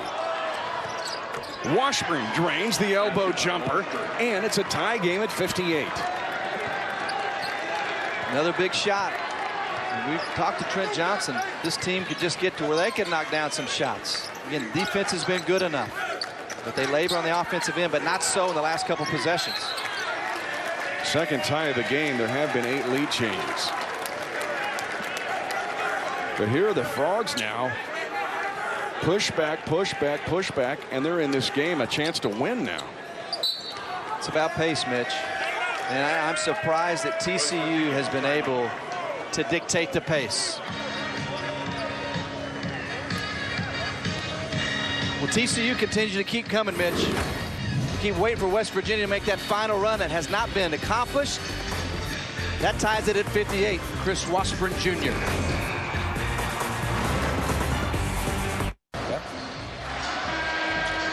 And here TCU is with West Virginia, but it's time now to take a look at this afternoon's Wendy's Wooden Watch. One of the best point guards in the country, and his numbers at 15 points, 4 assists, assist to turnover. He's 4th in the league in that regard. Last year he almost set a school record in assists, but today they're going to need everything he can do. First half, second half, his story has been much like Kian Anderson at TCU. Well, Mitch, he was really good the first half, and it's not that he hadn't been good the second half. I like that he hadn't made a lot of poor choices, and he's not trying to do too much. But I'll say the same thing about him I said recently about Kian Anderson. Those two guys have to put pressure on defenses, because when you prepare for West Virginia, you are so worried about Jawan Staten, his speed, his change of pace, his ability to create offensive opportunities, and he hasn't asserted himself as well as I think that he can. Williams missing from the high post. TCU can take the lead, and we're under 6 minutes to go.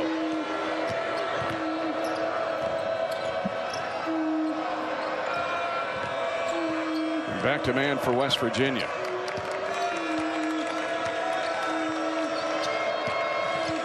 Anderson refuses the ball screen around Brown. And 2 shots now for Kian Anderson to try to take the lead. Gary Brown called for the first. Well, there you go. There's Anderson. His 4th. And that's one thing that Trent Johnson has here down the stretch. And with the way that Anderson has brought it this afternoon overall, as you get in grinders, you got to have defensive stops, you got to take care of the ball, and you have to have somebody you can put the ball in the hands of.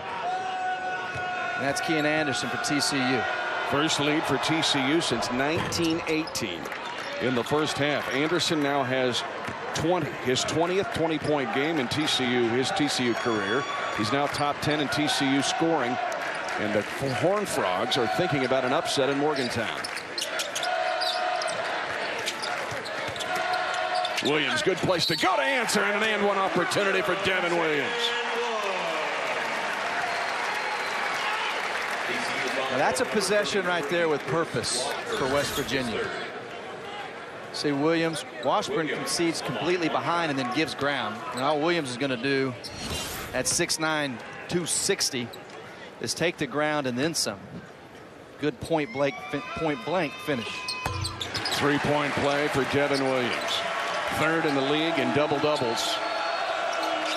The Mountaineers go 4 minutes between field goals, but they get a 3-point play to take a 1-point lead.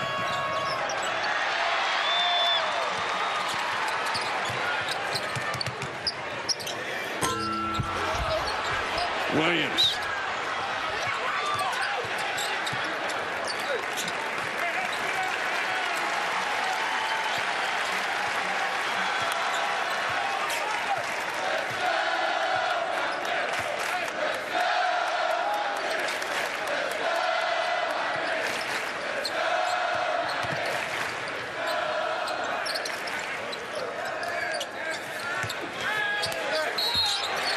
Washburn's got 4 fouls, and Devin Williams going right back to the line. Well, once again, they go back to the well. And this is a well that Bob Huggins would like to cultivate more and more. There's Devin Williams. Again, Washburn conceding behind, giving ground, and Williams taking the real estate right there. Good, strong move. The reminder, next Saturday's showcase is presented by 5-Hour Energy, and at 2 o'clock, these same Frogs, Kian Anderson, will go up against Iowa State. And Fred Hoiberg Cyclones, that's TCU takes on number 9 Iowa State next Saturday at 2 on ESPNU, the home court of college hoops. Williams made free throw, allows West Virginia to set up its press, leading by 2.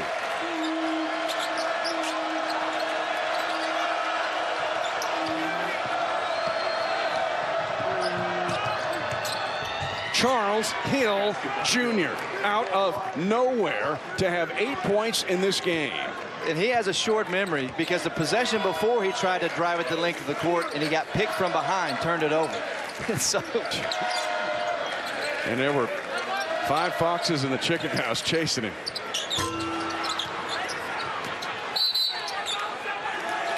Possession, a timeout? No, stepping out of bounds was Devin Williams. And Bob Huggins thinking, I am in for a fight here. With 4 minutes to go. Coming up next, number 9 Iowa State is in Lubbock to take on the Red Raiders. In a tough spot to inbound the ball. See where Kean Anderson is, where Paul Jansen's getting ready to hand it to him. Spot throw in. Dangerous position. TCU's going to really have to execute their cuts on this right here.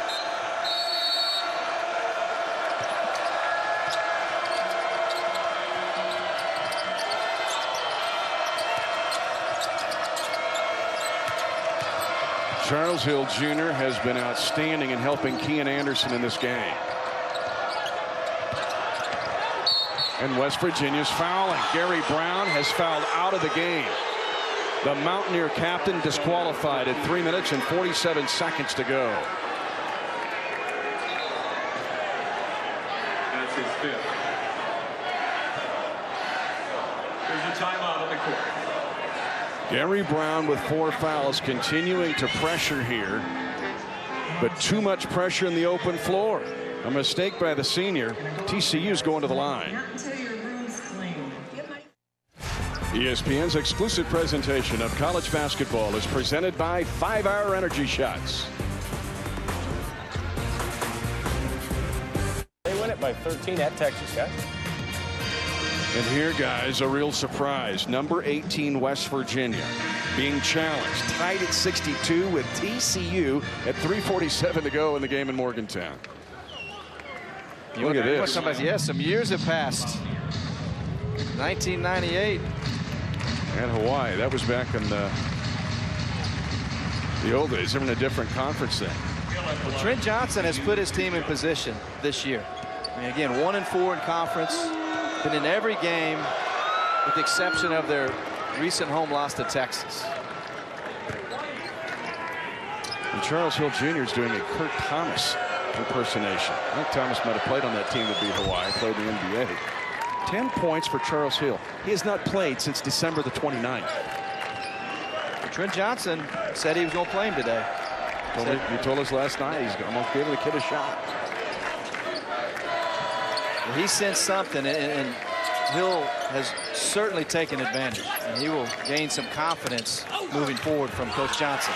Good answer. Devin Williams has been the answer for West Virginia. Yeah, it's pretty easy. You get the ball on the block to Williams. TCU has not done a good job of adjusting and discouraging that pass inside, so you got to keep going to it. 5th tie of the game.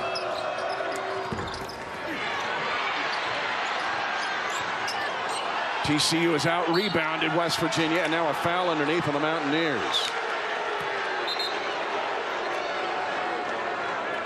Foul is called on Devin Williams, his 3rd. 3 fouls on Devin Williams. TCU, Williams, 2 shots. Well, how good has TCU, Mitch, been on the glass? The offensive glass. Fully expected West Virginia to dominate there. TCU's got 16 offensive boards. And that is the staple of what West Virginia does. Maybe in TCU, that'd be we got 28 points in the paint. And that's part of West Virginia's MO also every night. He's outscoring you inside. 1-point lead for the Frogs at 3 minutes to go in Morgantown. Get out of there, Holton. And Jonathan Holton brought his man over. There's an opportunity to get Williams the ball again on the block. State.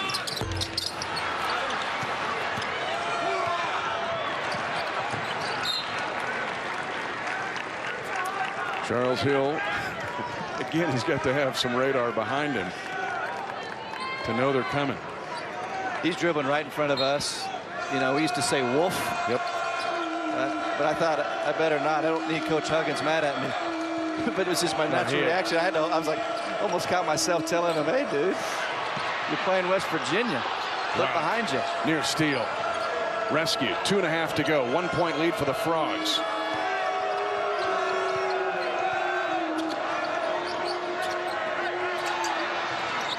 Charles Hill Jr. hits his second three of the game. Who is this guy? He had a career high of 20 against Mississippi State, but that was 2 years ago. He played a lot of minutes 2 years ago. His most minutes this year, 12, and that was on November the 24th. That was minutes. Let's go now back to the studio. An upset brewing in Morgantown.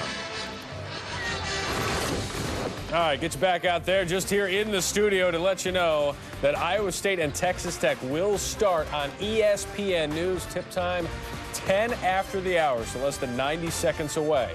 When we're done in Morgantown, it will move over here to ESPNU. Mitch. Well, here, Matt, this is real news because 18th ranked West Virginia is in trouble because of Charles Hill Jr. Well, he's done it a lot of ways. First and foremost, it began in transition. And here's the big tray. If you're talking crunch time, a guy that hadn't played in almost a month, 2:12 left, steps up and knocks it down like he's Phil Forte right there. And that's not just 13 points for the game. That's the second half. And our sixth man of the game, why not? Brought to you by Motel 6. This is the 19th game for TCU this year. There are 9 times Charles Hill Jr. has been a DNP. Didn't play a minute, a second, because of coach's decision. And right now, he is sitting on 13 points. West Virginia answers. Well, Javon Carter has not been able to get into any rhythm on either end of the floor because of foul trouble tonight. And I think that that's played into West Virginia's struggles. But right there, he too steps up and knocks down a big one. Ziegler out of control, but Kavar Shepard with an offensive board.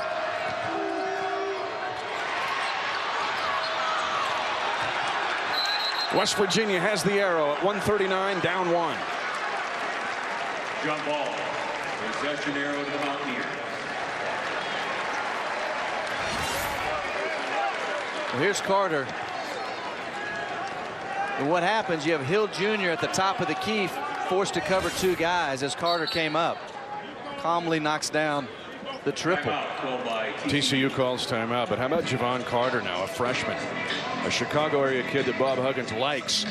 Tough, 39 steals, 20 in his last 6 games coming in. But he just slices in the 3 like he's a 5th-year senior.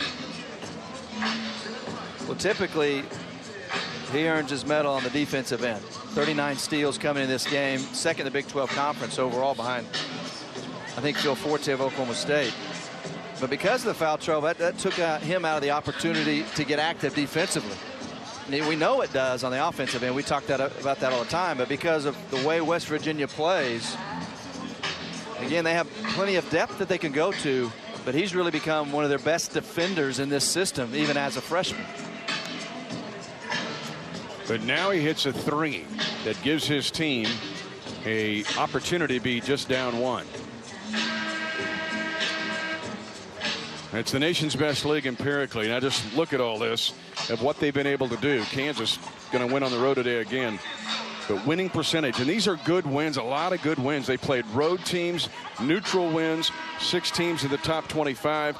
This has not been a soft non-conference schedule that the Big 12 has built their equity. No, you build your reputation, right or wrong, in the non-conference. Yep. Because unless you're a true basketball person, it's hard to really decide during conference season who's improving and who is not in all conferences. And you have to really pay attention to it like we would. Not that we know anything, but we try, right? And so that you earn your medal by what you do in the non-conference.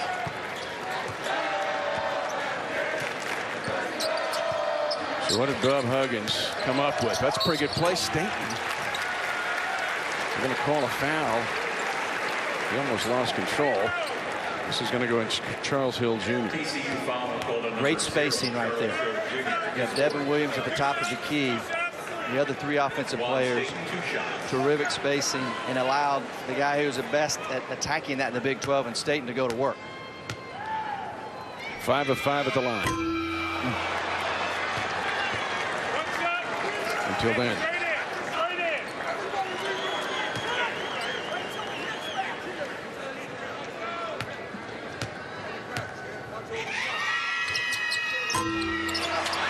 Shepard, huge rebound. This is serious now, folks. 1:25 to go.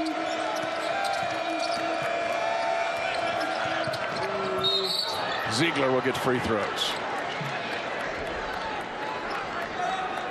Alton called for the personal, his fourth. TCU, for the most part, the second half, Mitch, has done a good job of splitting double teams. West Virginia very good at containing with their bigs and maybe a guard who is on the ball handler, containing them inside the double team. But you saw the split right there. We've seen Anderson do it several times. Ziegler gets through the middle of it and gets the foul called. But Ziegler's been there 7 times at the line. Trent Johnson has seen his senior transfer make just 3 of 7 free throws.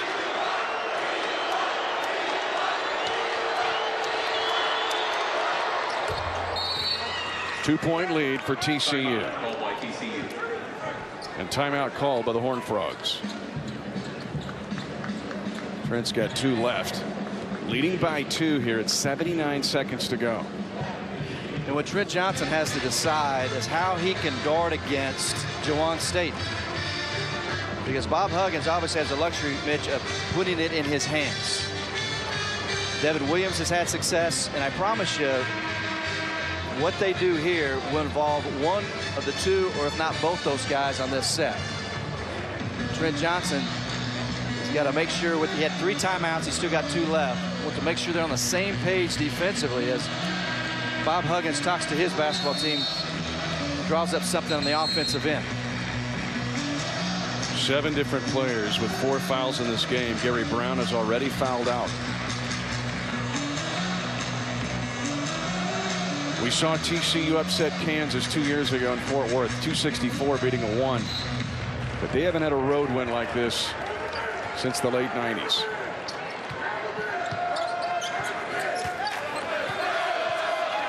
So they stay zone, TCU.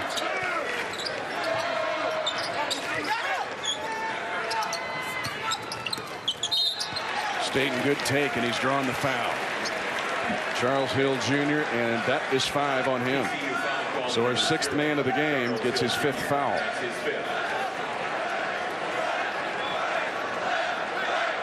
Again, it's Staten, Mitch, controlling the possession. And there's nothing special about that, just a great ability to attack off the bounce quickly. You would think with a zone that you would be in position to prevent inside dribble right at you.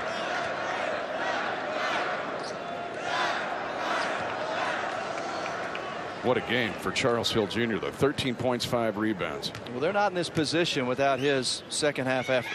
It goes without saying.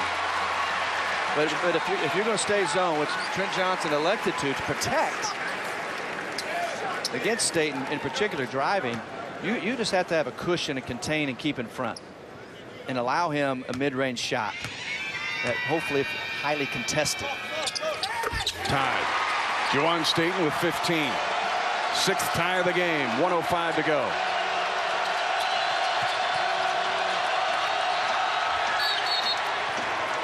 Off West Virginia. The trap was set. Boy, Jonathan Holton's length at the top of that press. Nasty. And a spot throw in right here, Mitch.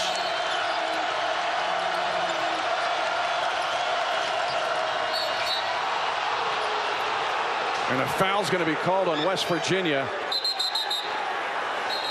As now going down hard is Kenrich Williams.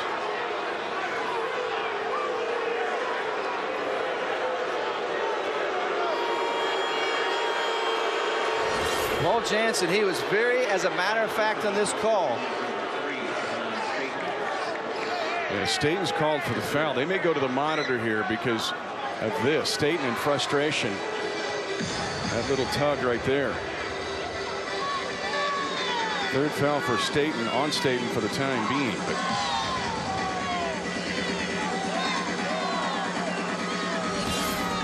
they are reviewing at the monitor the action. Tied at 69 with 1:01 to go in the game.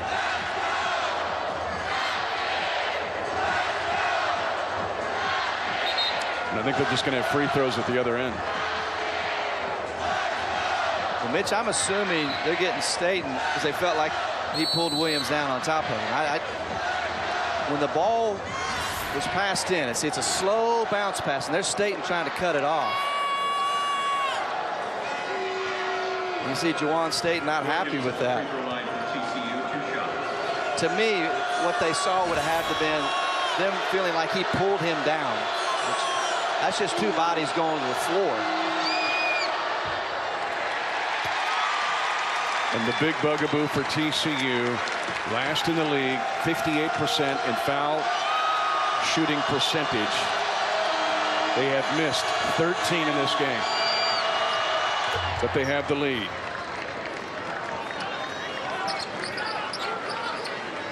TCU back in zone, Mitch, and although they've been in zone, they have struggled to keep Staten in front. You've got a bigger Williams over here on this left side at the top. They're treating it like man with those high screens. Exactly. They're setting ball screens.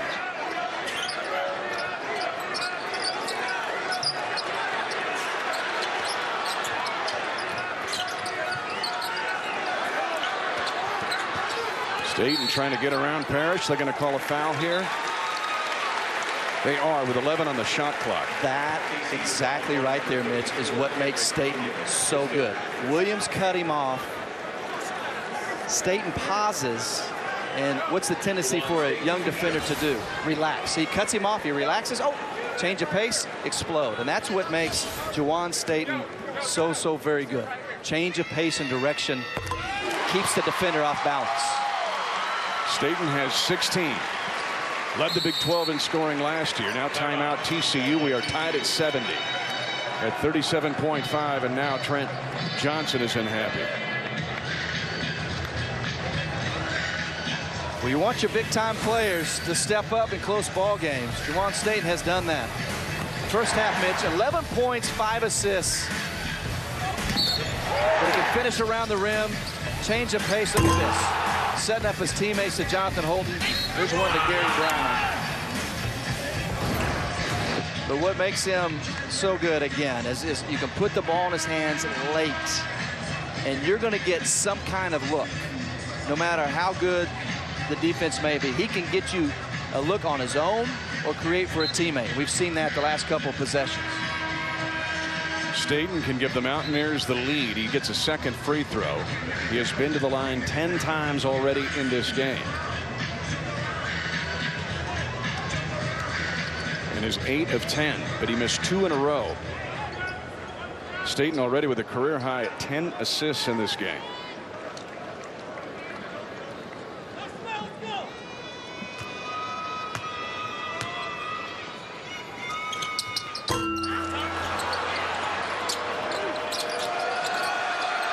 Fields needs help. Timeout by Trent Johnson. And that is his last. The differential, 2.5 seconds, essentially. Coming up next, number 9 Iowa State is on the road at Texas Tech. But this score is one being looked at around the Big 12 and around the country of one of those, really. Because number 18 West Virginia, TCU, again, is not beating a ranked team on the road since the late 90s. I think that was in the old WAC, actually. To tell you the truth, in the old Western Athletic Conference. Well, that would have been Billy Tubbs, would it not? 1998? So. I think it was Coach Tubbs. Brian Fish, his assistant, now the head coach at Montana State. But here, TCU has got an opportunity. They'll have the ball with the score tied in 2.5 seconds. Differential, 2.4. And for TCU, Mitch, as we all know, lots of things that you have to do well. Number one, you're going to face the full court pressure. And if you were able to break it and get something on the back end, you got to be very careful. You got to make sure that you have numbers. And the second thing is, then you're going to have to face it potentially in a half-court set. Again, many layers to West Virginia's pressure. Can the Frogs pull this off?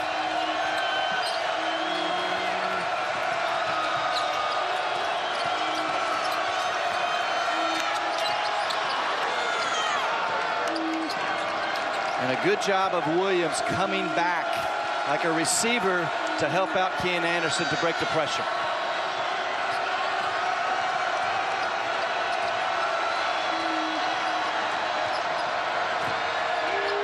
Ziegler. The Frogs have the lead. Trey Ziegler, the senior transfer, has given the TCU Horned Frogs a 2-point lead at 6.4 seconds to go. West Virginia timeout. And just a middle isolation play. Well, he used his size right there, Mitch. And when he left, to be honest, I'm thinking, hey, you're leaving a little bit early. So there's 10 seconds left. You'd like for him to chew off another 4 or 5 before he goes. But at his size over Jawan Staten, see? Got lots of vision. Staten gives up about 6 inches right there. And Ziegler does a good job of working his way to the mid-paint area and then calmly knocking it down. Ziegler started his career at Central Michigan, where he played for his dad, Ernie Ziegler. Then he transferred to Pitt. Don't even bring up Pitt in this building because of the years and years of history, the backyard brawl and that rivalry. But now the old Pitt Panther has hit a go-ahead bucket. They have put time back on the clock, Brennan. They're going to have 7.3, plenty of time for West Virginia to try to tie it or take the lead. We'll see what TCU does defensively. If they'll stay in the zone, which is bought them time here this afternoon, Mitch, will they pick up man? That's what I would do, because you want to chew off time. You got to pick up full court and keep West Virginia in front of you. Plenty of time to get a look for them, but you got to keep everything in front if you're TCU.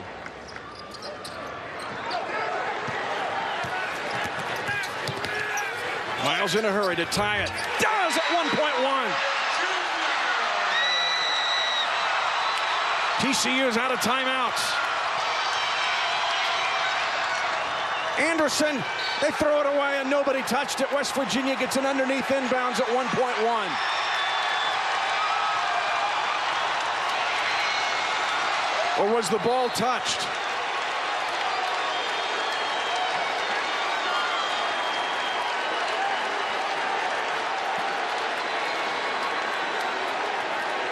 I don't think it was touched, Mitch, but I think what Trent Johnson, what he is doing to plead his case is he felt like Anderson got tripped up a little bit, may have kept him from getting that basketball. But what a great set play in the full court from West Virginia to tie it. And Miles, who only has 4 points, but great speed off the dribble. Now they're looking.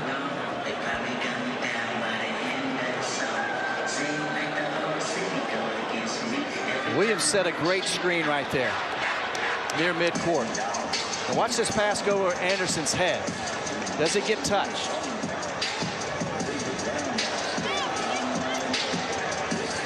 I think when he touched it, it was out of bounds already. But we see the contact. Oh, that's what Trent Johnson was upset about. Absolutely. A little bit of a hip check. Penguins hockey. Yeah, there was more to that, as it's across court from us than we originally thought.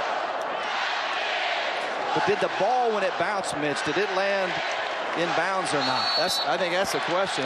Obviously it didn't, because West Virginia ball underneath out of bounds. Trent Johnson, it's the hip check that got him,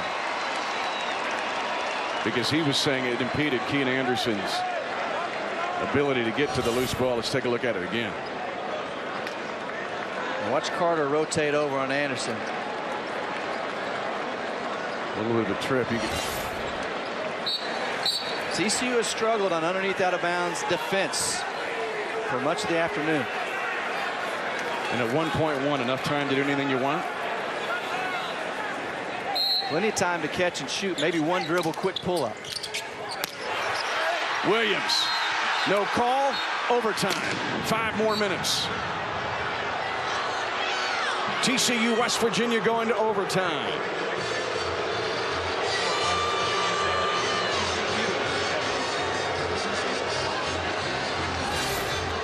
Well, here it is. They get in a great spot, Mitch. And that'd be tough to call that one in this situation. straight up and down. Let's see if Fields goes up and down. Bob Huggins obviously wanted a call. I don't think you make that call. But Williams got it in position, and he's not able yet, Mitch, in this point of his career, to go over his right shoulder and shoot the baby hook with the left hand. That was perfectly set up for that. He turned back into the defender, Amric Fields. All right, let's check in with studio. We got some big games, including that Kansas-Texas game. Yeah, Mitch, we're waiting patiently for your game then. Great one in Morgantown. Meanwhile, in Lubbock, Texas Tech with a 23-10 lead on number 9 Iowa State. That game going on currently on ESPN News and the Watch ESPN app. Get out your tablet if you want to watch it. We'll get there when we're done here. All right, Matt, if I heard you right, I think you said Texas Tech leads by 13 against Iowa State. How about that news from Matt Schick? A 23-10 Texas Tech lead in Lubbock over 9th-ranked Iowa State. Here, nobody was expecting TCU to stay within 20 of West Virginia, and now we're going to 5 extra minutes. Every game in this league, Mitch. I mean, every game.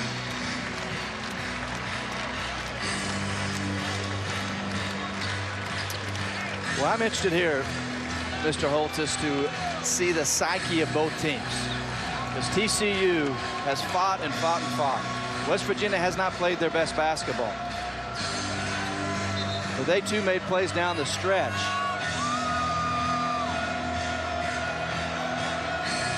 And you get in these games, and we've seen it a lot, typically advantage home team because you got the crowd back into it. They were silent for much of the second half because of the way TCU controlled the pace. But now the students are up and going again. TCU had an overtime loss to Baylor. Trying to reverse the fortunes today against West Virginia that has new life.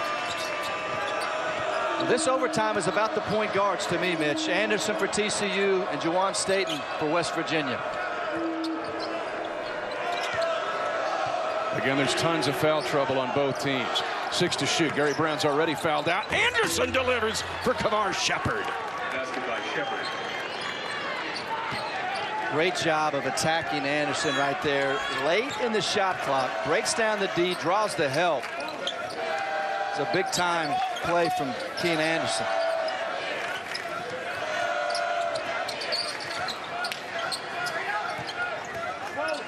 Juwan Staten, the Mountaineers trying to figure out this Horned Frog zone.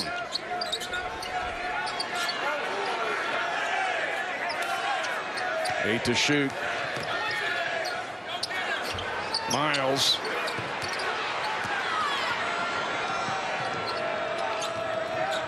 And the Frogs get the first 2 of the overtime on a stop. What does that do for them mentally? Absolutely. That's what you want. You can't draw it up any better. You get a layup on your first offensive possession, and you get a one and done on your first defensive possession.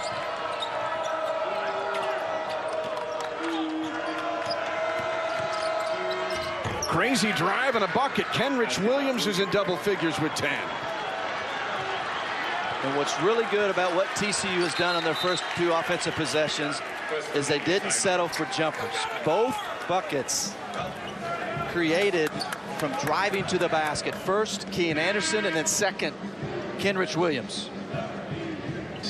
Let's go to break. 3:17 to go in the overtime. TCU has these buckets, 2 different buckets. Keen Anderson puts it on a plate for the first 2 from Kavar Shepard. And then Kenrich Williams, another one of these talented sophomores, has the Frogs up by 4.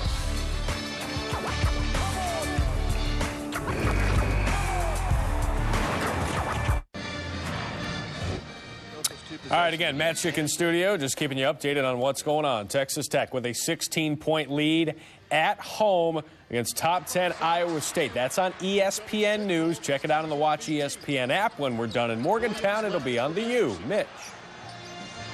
So, Matt, you're telling me the polar ice cap is melting. Texas Tech winning, blowing out Iowa State, and here West Virginia down 4 in the overtime. What about these first 2 possessions by Trent Johnson's Frogs? I think it shows a lot of maturity. Number one, you get Keen Anderson off the bounce. Now, this is late in the shot clock. About 3 seconds left. Just drive, draw, help, kick to Kavar Shepard. And this is one by Williams. You get Carter extending out on the perimeter. Now, he's got 4 fouls, so when he turned the corner, Carter didn't want to take any chances with 3:17 left. And then as a rotation defense came over, Williams very under control, but both possessions, things moving towards the rim. The last overtime games, West Virginia, it was a year ago, they defeated Oklahoma by 5, but TCU had a shot at beating Baylor. That was one of those. They narrowly lost to K-State, narrowly lost that Baylor game, but now they've got another opportunity. Still 3:17 to go in the overtime, but very few people outside of the TCU family thought they even had a shot today. Well, the TCU program, again, it's about steps. The step this year was becoming more competitive and being in games. The next step, which is the toughest, is closing out games in a league that is the deepest and best in the country, and an opportunity to do it here on the road at a tough place to play. Connor tries to enter it, and stepping out was Kavar Shepard. So Hugs put in Chase Connor to try to be zone buster, and his post entry was deflected. 20 to shoot for the Mountaineers. Remember, Connor hit 2 big threes in this game and looked good doing it. With Staten out there and Connor now, Staten's hoping that he can stretch out the D a little bit, provide some opportunities for him to attack. 9 to shoot. Carter airballs a 3, but right into the hands of his teammate. Jonathan Holton with the stick back. Big right there. You get the points, Mitch, but you set up your pressure too.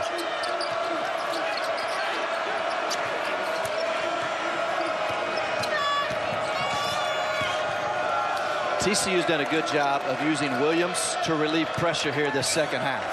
And he's the only one that would really come back and help, and capable. Anderson traveled. And it was mano a mano, and Staten was able to defend it.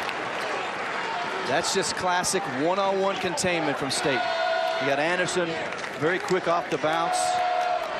Staten's job is to keep him in front. He did it, caused the travel.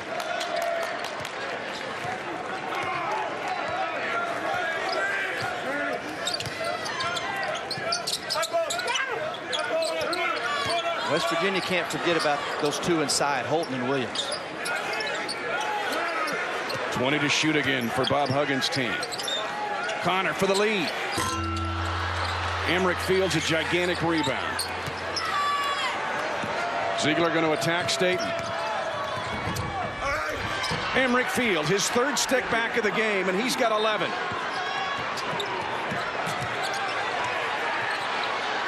Well, he has been relentless, as has his teammates on the offensive glass here today. And a foul's going to be called on Kenrich Williams. That is his 4th. Foul is called on number 30. And the ability now to put the All-American Staten to the line to shoot 2 with the clock stopped. Juwan Staten, first of all, Mitch, not a guy that's afraid to go make a play. And he understands the magnitude of possessions. Down 4, they have to get something here. You don't want this game to get stretched out anymore. Gets himself to the foul line.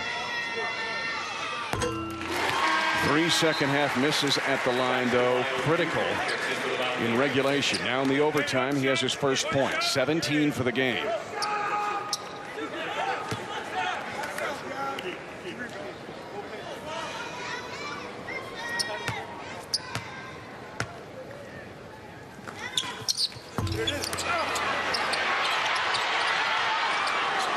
And length of Williams able to get the rebound. And 4 free throw misses in the last 7 attempts by Juwan Staten. Very rare. And TCU will use great patience in this possession right here. Or not. Anderson just pulls back. And Kean Anderson with 22 points. One off his season high.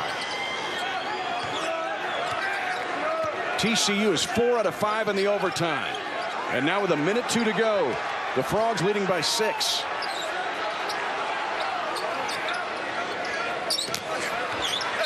Devin Williams will go to the line with 54.5. Well, I'm calling for patience. And Kean Anderson is saying, hey, I came to play today.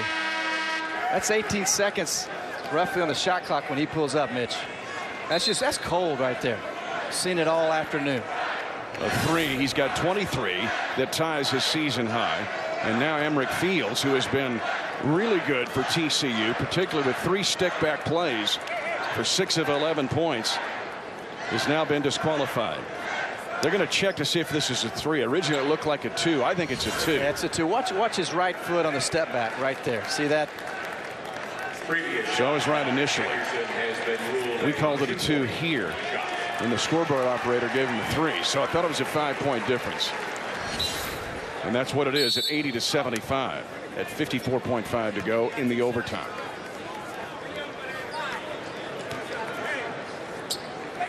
Tell you what, he has played well against West Virginia. 19 at TCU on January 23rd. He also had 19 here as a sophomore 2 years ago. But this is 22 today. And remember, coming off a 2-point effort against the Longhorns. Just 1 of 5 from the floor. So he has vindicated himself here offensively this afternoon. Devin Williams, 3 of 3 at the line, using all of the cup that time. West Virginia has missed 9 free throws, 3 of those from their leader, Juwan Staten.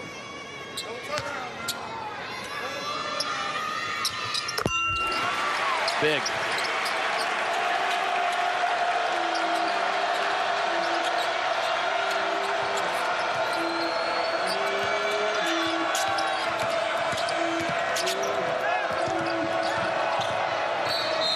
And they foul.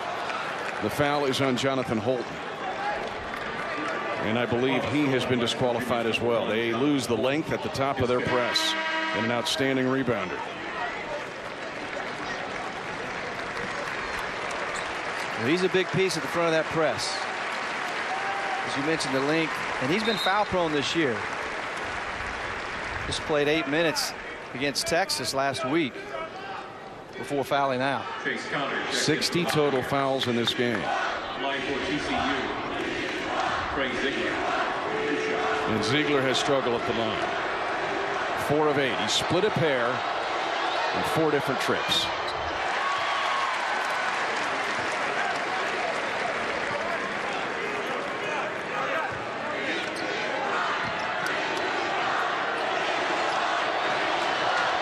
There's his family. Misses them both this time. 1 possession game. Mountaineers just 1 of 5 in the overtime from the field. Staten fouled by Kavar Shepard. As you mentioned, Mitch, TCU still going zone, but they're setting up the ball screen against the top of that zone. And those backline guys in the middle, Kavar, Shepard, Washburn, they have to talk still. Just because you're in zone doesn't mean you don't talk on that ball screen. And Kavar Shepard is fouled out. Shepard, Emrick Fields are both fouled out for TCU. Brown, Gary Brown, and Jonathan Holton are both fouled out for West Virginia. And Trent Johnson may be calling Gary Patterson and the TCU football team for some reinforcements here. He's running out of guys.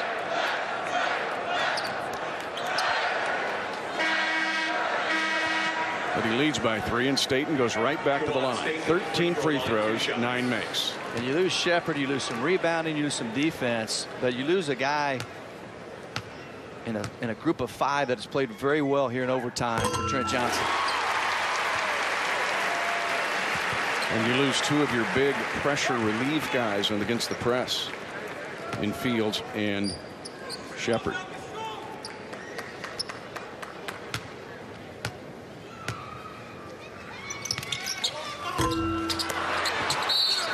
Big miss, and now a foul on Williams. Wow, Juwan Staten. West Virginia foul call number 5, Devin Williams is 4. He hit his first 5 foul shots. That was all in the first half. But in the second half, he has been to the line 10 times. And it's just 5 of 10. And now Parrish will go to the line. He hasn't played for a while. Not only that, he hadn't shot free throws since January 3rd. The first game against West Virginia.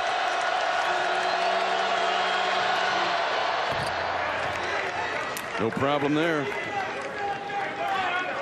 But this is a big one at 36.4 to try to give him. Ooh, the ball was in the hands of the shooter here. It will allow West Virginia to change positions.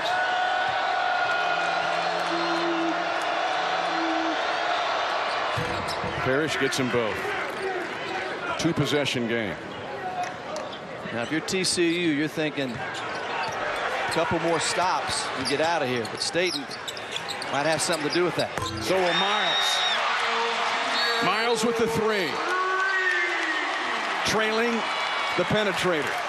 Curling the 3-point shooter behind him. Such a good decision maker. Turns the corner, can't get to the rim. Here he is right here. Gets just enough space. Good help by Washburn, but there's Miles rotating up the floor. And it's not just about Staten scoring. He can score. It's certainly open to passing it to teammates. That's huge right there, and it's a great spot to shoot a 3, Mitch, when the ball's coming from the inside. That's just like an interior touch to a big man, inside out from Staten to Miles.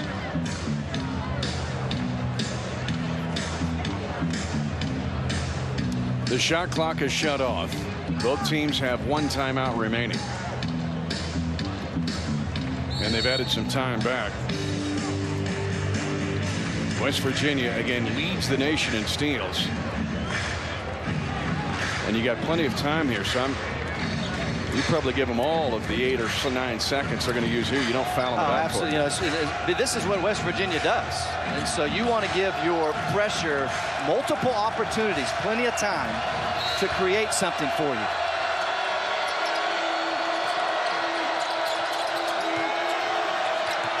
Good step through. Another traveling violation. A walk on Kenrich Williams.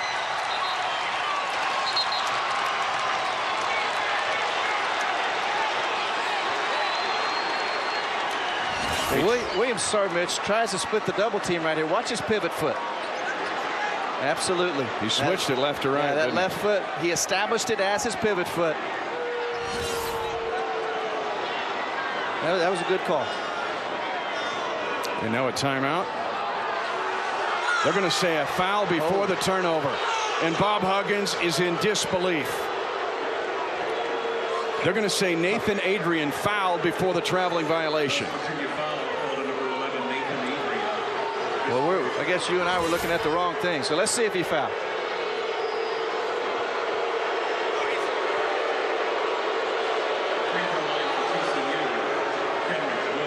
Mitchie has his hand on his back, but his official, who makes the call?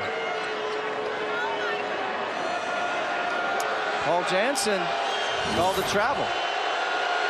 And the question is, does the travel happen before the foul? The officials say no.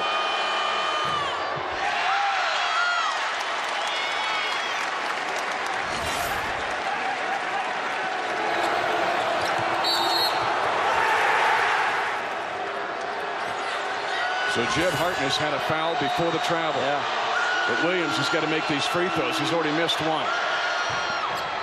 2-point game. TCU leads in overtime. And Trent Johnson is going to use his last timeout.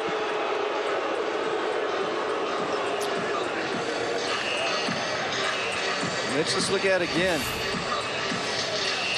Yeah, Paul Jansen on the sideline, Jeb Hartness on the baseline. He definitely walks. Now, they had to have called the hand of Adrian in the back. Bob Huggins, getting an explanation, certainly didn't agree with it. And I don't know about that one. You want to be Paul Jansen and go tell Huggs, wait a minute, you don't get the ball? It's a foul on your guy? Oof. Turn to a pillar of salt real fast. All right, here's what we've got, though, at 26.8. Is there have been 63 fouls in this game. 26.8, plenty of time here to try to tie it for West Virginia. They have possession. TCU has missed free throws again down the stretch. They've shot 44 free throws, missed 16. And they've missed 3 in overtime.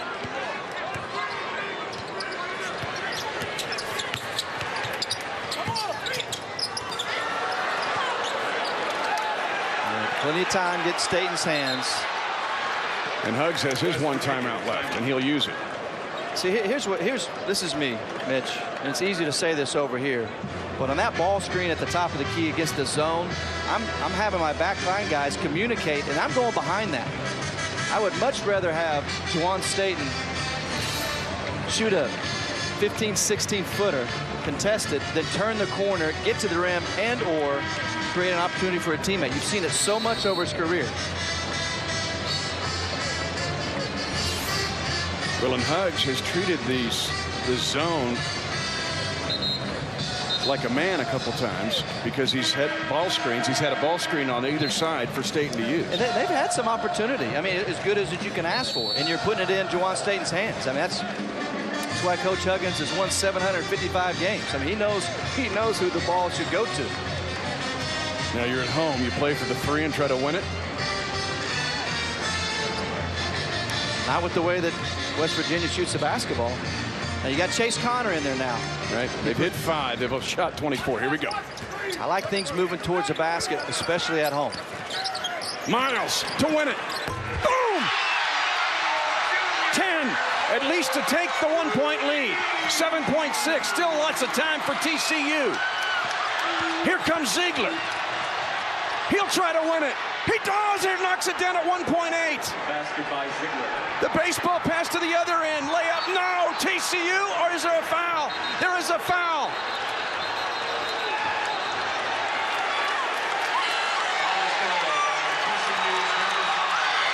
A foul called on TCU. It looked like Miles' 3 was going to win it for West Virginia.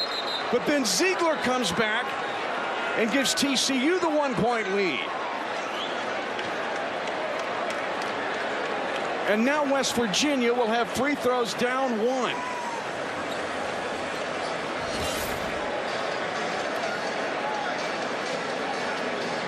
Paul Jansen raises his arm right there, Mitch. Calls the foul.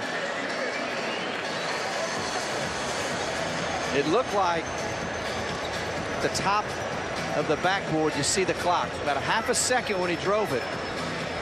They'll go to the monitor and check the clock, obviously. Well, the foul is clearly before the lamp goes off. So the question is now how much time to put on the clock. But here is West Virginia down 1.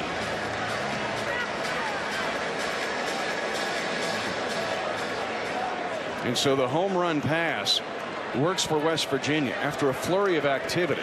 After that, he did set up a 3 initially for West Virginia to take the lead. But then Ziegler came back and gave TCU the advantage they have now. They have put .9 on the clock. It'll be 2 shots for West Virginia. And what a great reaction by West Virginia. Ziegler hits the shot. TCU celebrates and doesn't get back. And that was a terrific pass that Carter ran under. Javon Carter, a freshman. 1 ties it. 2 would give him a lead at .9.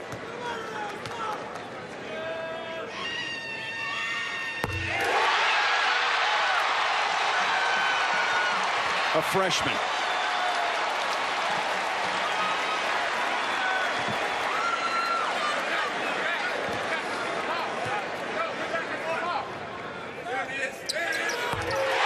The lead.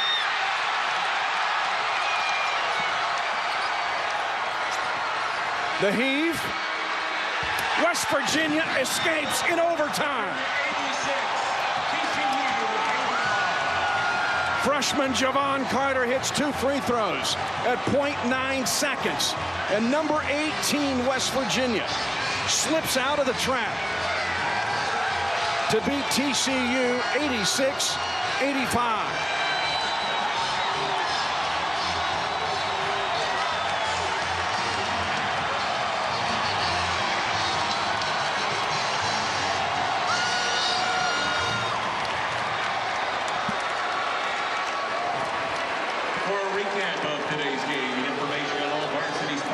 Bob Huggins' team narrowly escapes in overtime over a much improved TCU Home Frog team, 86-85 West Virginia. 2 free throws from Carter at .9. Coming up next, 9th-ranked Iowa State takes on Texas Tech in Lubbock.